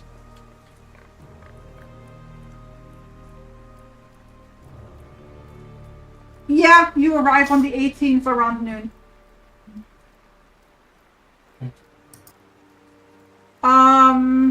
You kind of have rain as well on the 17th. I assume I'm under the cart that day Yeah. because that's Yep. the first day of the But then, Yes. but then it's scattered clouds and mostly clear sky. It's a bit colder because of the rain the previous day. It's like 6 degrees.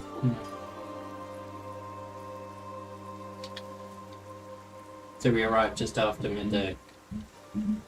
Just around noon. You said. Yes. So that's where we're gonna take off next session. Cool. All right. I will in the meantime update all the Witchlight quests that you picked up, just so nobody forgets. And I will also update all your trinkets that you picked up with proper pictures and everything. Just make sure they're in your sheet, please. Ilana got one trinket she doesn't want to keep. Does anybody want to trade?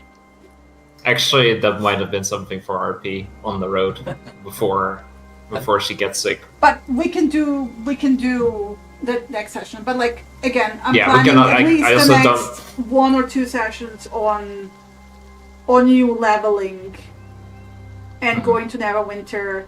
And I don't want to rush Neverwinter because at least it's like, giving you the opportunity to look at the city proper, right? And experience it. But keep in mind, all this will be part of the time skip, basically. Yeah. So yeah. So you can come on level 3 at the end of that. 4. 3. I got enough XP for 4. I guess you're spending No, we 20 got XP days. We got XP for 3. I got enough XP for 4. Are you sure? How much XP what's do the you cap have? for 4? Like, I'm I still got told 700 away I from got told 4. I gained another level, so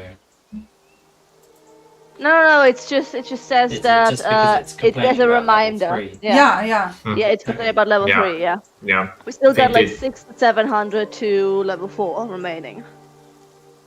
Yeah, okay. Less for some, more for others, yeah. Yeah, that's why I said 6 to 7. yeah. Yeah, okay, yeah, level 3, yeah. All right. I thought Yeah, I level saw- 4 it's 2,700 XP. Yeah. So, like Lena said, 6 to 700. Yeah.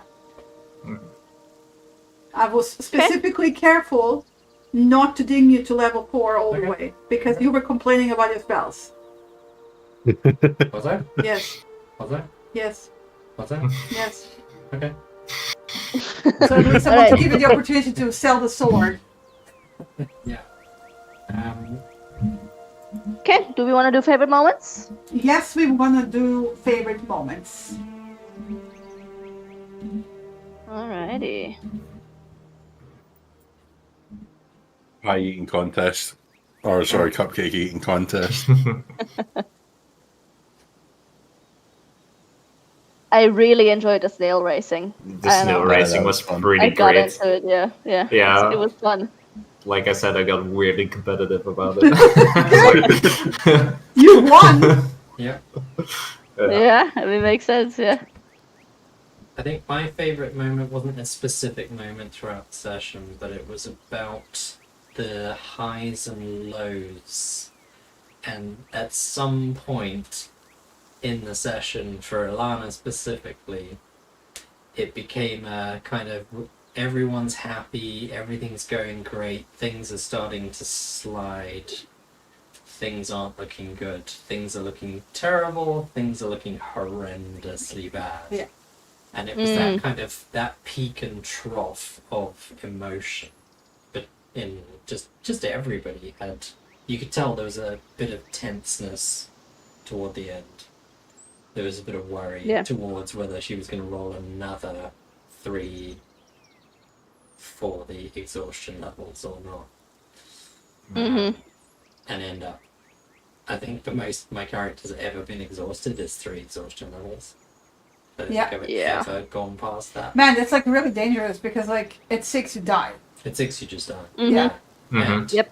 I think as written, you don't actually recover the exhaustion level. Yeah, no, I'm not letting it go because you still get to long rest, so you recover 1. The point is you don't. Because So it's if you, definitely an actuality. Yeah. No, like I don't like that idea because I think if you allow 1 recovery, at the worst they can get is 5 unless they had exhaustion levels prior to that. Yeah. Okay, it gets really bad, but because the Witchlight Carnival is not really made to kill things. No, but for failing a wisdom save, Yeah, I know. You have to fail 3 in a row out of 5. Yeah. Or not in a row, but you have to fail 3 out of 5, which is already like against the odds. Yeah. Because your odds are that you will succeed, Yeah. not fail.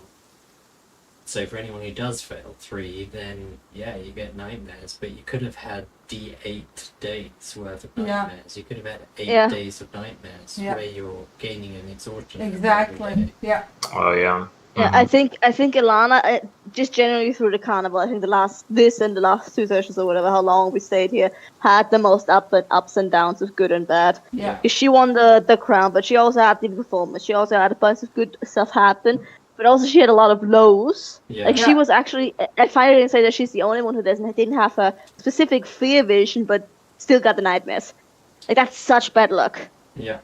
I think her specific... There's a culmination of things from the carnival that are affecting her that will probably continue to affect her. Even going past the exhaustion recovery. One was the mirrors, where she didn't get to see herself older. I've explained this to Shinny, and a little bit to Matt, I think, but basically in her head there's 2 reasons you don't get older. One of them is that you somehow miraculously find an anti-aging cream that works. Which is very unlikely. And the second... I didn't even think about the second one. Oh my is god. that you die young. Yeah, fuck. So in her head, I didn't even she's think. looking at herself with slightly fancier hair and slightly fancier robes, but the same age. And hence why she went back to 6 months prior to this to see how much difference there was between where she ends up and where she was now, to try and gauge if this is something that's coming soon.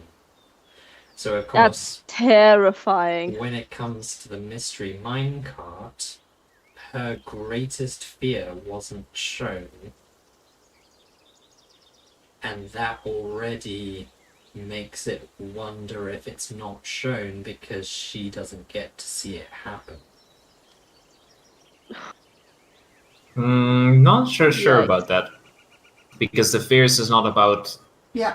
whether she gets to see it happen or not. No, That's that was not- that was The truth is, we don't know.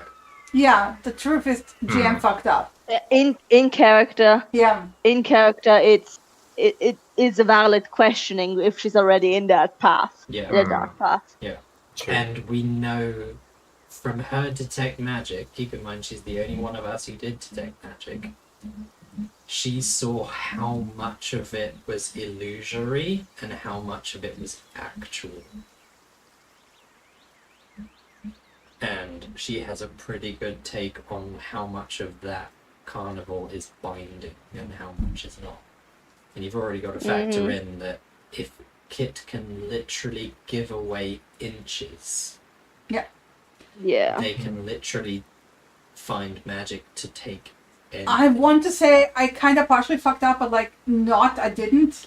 There was a reason why I didn't specifically describe anything to you, but I forgot to explain it.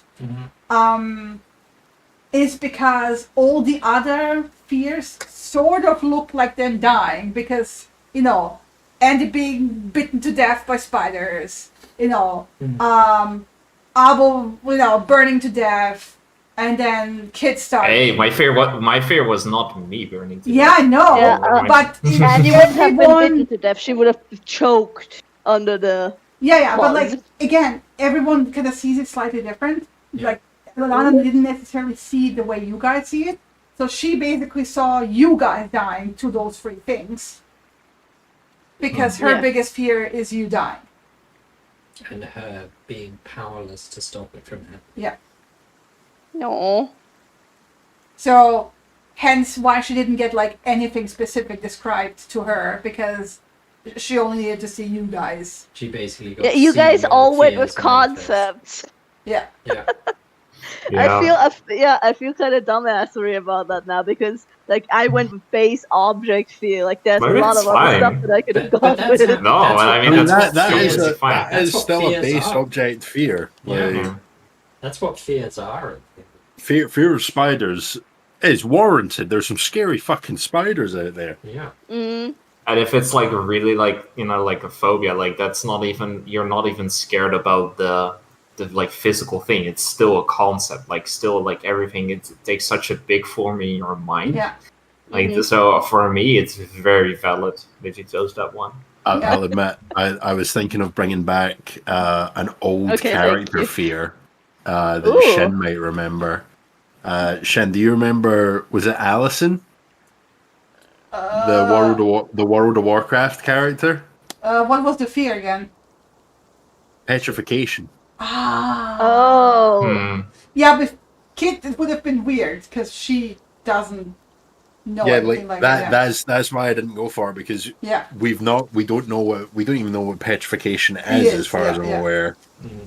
But that is definitely on the Ah, cards. it's fine. because- I can totally create a situation where you will have a phobia. No, of it's that. fine, If do you- it. It's like if you want. Don't, No problem. don't. What did I just say? Yeah. Don't give her ideas, Matt. Keep these things to yourself. It's like I can chuck in a random bachelor in an event winter forest, no problem. Like this never the That- forest is alright. full of shit. All right, Who that's knows? it. Every, We're gonna every go- single dungeon that we go into now, I'm going to tap every individual wall tile. Why do you think I Yeah. have the mirror, Matt? Yep. The I mean- Medusa shit. Okay, I mean, Chekhov's who- gun, I'm who calling knows? it now. Chekhov's mirror. True. Also, we're gonna go to the carnival again, so who knows? We might get forced into another minecart ride, and it's gonna change every somehow. I am not stepping another foot in that Oh place. god, That I have place- so much that place administration can burn to to do the for ground. that. Like, there's like stuff you don't know it yet. Mhm. But certain things that you do in the carnival make certain things late in the Feywild at certain spots harder or easier. Yeah.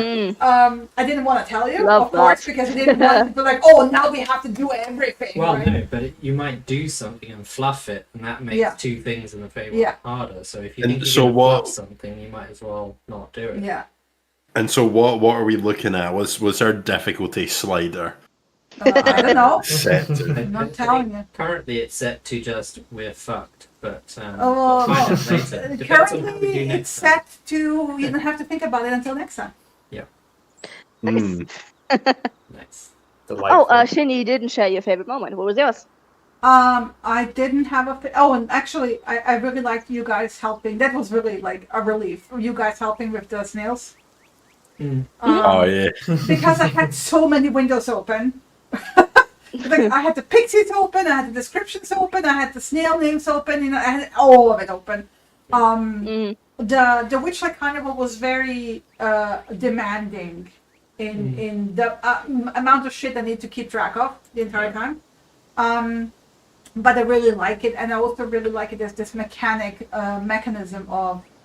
I'm like, my favorite moment is that I pulled it off and that you guys were happy with it, right? And my favorite moment is that it caused like so many interesting things to happen, interesting consequences, interesting long-term consequences. I get to see Chris cry probably in bed again about Ilana. I'm starting to be jealous of his character.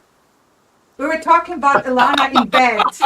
No, like it's ridiculous. We were talking about Ilana in bed on Friday, and he started crying again. I was like, "Fucking damn it! You don't cry for me ever." Is this the most emotionally attached you've been to a character before, Chris? Or Yeah, I said as much to Shin.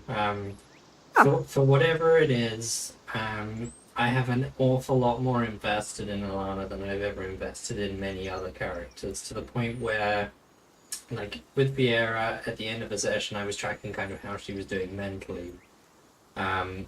This time round, I'm tracking how Ilana is doing physically. As well, yes. As well. So, something you guys don't have any kind of indication about, but very much the fact that the description of her suffering the exhaustion, seeming gaunt, seeming like she's lost weight, all that kind of stuff, that's very real. Because I've been tracking her food intake over the whole course of the 16 sessions we've had. Now you're gonna make Lena paranoid. 100%. Yeah, now you reminded me to go for the rations again. Thank you for the reminder. It's not so much that. It's more a case of I've been tracking. You're supposed to have a pound of food on average a day. No, I don't think it's a pound. I think it's more. Pound. Pretty sure. No. Yeah, I'm pretty sure it's a pound. I get it. I have something similar, which I'm tracking the insecurities, traumas, and injuries of Andy. Yeah, and essentially I've been tracking her food intake. And 1 pound per day, yeah. 1 pound per day is D&D logs anyway. And she's consistently been under that, so her weight's actually going down. Now, she's also, keep in mind I've been comparing this to real world examples of 22-year-olds who are 5'1", and what their weights are, and she's still on the side of kind of like, she seems healthy enough, but she's starting to get to kind of the thinner half of the wedge, if that makes sense. But yeah, I'm tracking the physical side of things, I'm also tracking the mental side of things, and right now, I mean, you guys got to see a couple of sessions ago where she was close to mental break. At one point, essentially, and the only way she could solve that was by walking off, and just being on her own, because then at least then her gut instinct is, if I'm on my own, nothing else can affect. So yeah, she's a tender cookie, and I'm protective of her, but at the same time she's going through a lot of troubles for a country bumpkin. He certainly knows how to do some fantastic stuff. I'm tearing up again. I'm gonna get mad. Tiny bit. So to make it easier for us, I'm gonna deduct the 2 days per each rations from my sack, and I'm guessing that does Alana eat at all, or does she eat only half? You would have to eat some. She would have to eat something, otherwise you suffer an extra level of exhaustion. Okay, so I'm deducting 4. I want to point out you can go on without food for a number of days equal to 3 plus your constitution modifier. Yeah. Before you begin. Before you start having exhaustion. Yes. Yeah. So I'm going to go with she eats slowly, consistently over the course of those 2 days. But often Cillian was giving you good berry tea, so he was making you tea steeped in good berries. So you were getting good berries. Okay. Yeah. So you were getting and you're eating on top of it, so that's fine. Yeah. Yeah. Okay. I would say she eats 1 ration, not 2. Yeah. Okay. And would she eat? I don't think she would eat then if she's getting good berries. Well, if she's getting good berry tea, she would feel full.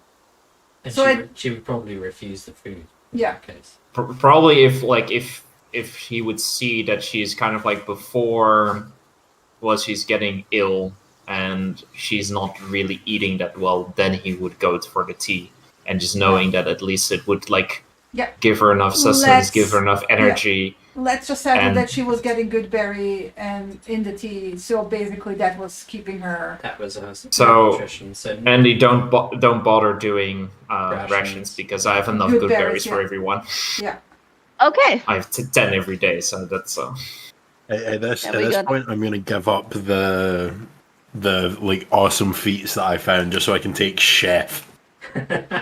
Yeah. Yes. I mean, we do need somehow an ability how we're gonna be able to do short rest HP hit dice, because we don't have that right now.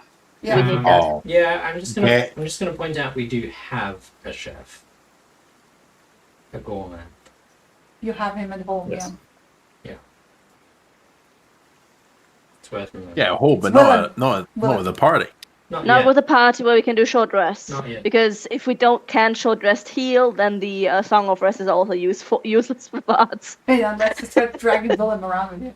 Yeah. Pocket Willem. Pocket Willem, yeah. I mean, at some point that will become a thing, because I want to run it like with the second edition and start getting followers and attract people who want to be around you and want to be apprentices. Yeah. So yeah, I'm very fond of certain second edition mechanics, old schools, Yeah. and this is one of them. And also, Chris, this is kind of why I'm chucking all these books at you, and with the value of the books, because Chris wants to build like a spell research library to do research. and in second edition that means you need to have a library of a certain value. Yeah. In order to research. It was basically certain spell. like you start off with, I think you need 1,000 gold piece library to start researching first level spells effectively. Yeah. And you can either research custom ones, which was an encouragement in second edition for players and GMs to come up with their own spells, or you can just research an existing spells. This is how you got like I want- Ultilux and Big Bees and you want to research Magic Missile, or you want to research a famed wizard called Bo Gentle's Cloak of Invisibility or whatever. Something along those lines. But basically, you basically have to start with a library of a certain value. Yeah. And it goes all the way up to about 90,000 gold for a 9th level spell. Yeah, but either way, the point is that I kind of got bored of. There's not always a way to give you gold as a reward, because in certain circumstances it just doesn't make sense that there's a pile of gold lying around in that location, right? Yeah. But I wanted to like find other ways of rewarding you guys. And for example, for Chris, having books that have a value that can be put in there, but also for Andy, it's like pure knowledge for her Ogma character, right? So like, it's like a double whammy. If I throw books at you, like I have 2 characters who are already happy, right? But also like these kinds of trinkets, like I'm also gonna keep in mind to like leave various interesting trinkets lying around, and also a Narcillian Abel. I know that like at some point there will be a cloak of billowing somewhere. Yes. Even though it it's still gonna fits stop. better on Cassius, but Vasily with a cloak of billowing. I mean, however he's gonna get it one way or another, right? All I'll suggest is do your magical research on someone called Malcador the Faithful. Sorry, the Sigilate. But like all the stuff like, oh, the kid now has a fedora hat, right? And stuff like that. And then she will get like really pretty boots. Stuff like that, right? So I kind of want to come up with other things to reward you with that are not just like, oh, here's a pile of gold. Right. Well, now I have a smoking pipe, so... Yes. Nice. Yes, you do. And I can play you a song on the world's tiniest guitar. And also a splinter stool. You also got a splinter stool, The so. splinter stool, Yeah, I don't know how I'm handling that one. Yeah. I think Chuck it at someone. It's improvised weapon. trinkets like that, and like Donjon has like a table for random wondrous items, which are weird. But I always like enjoyed giving this to players because they can like you can turn them into something interesting in the right moment.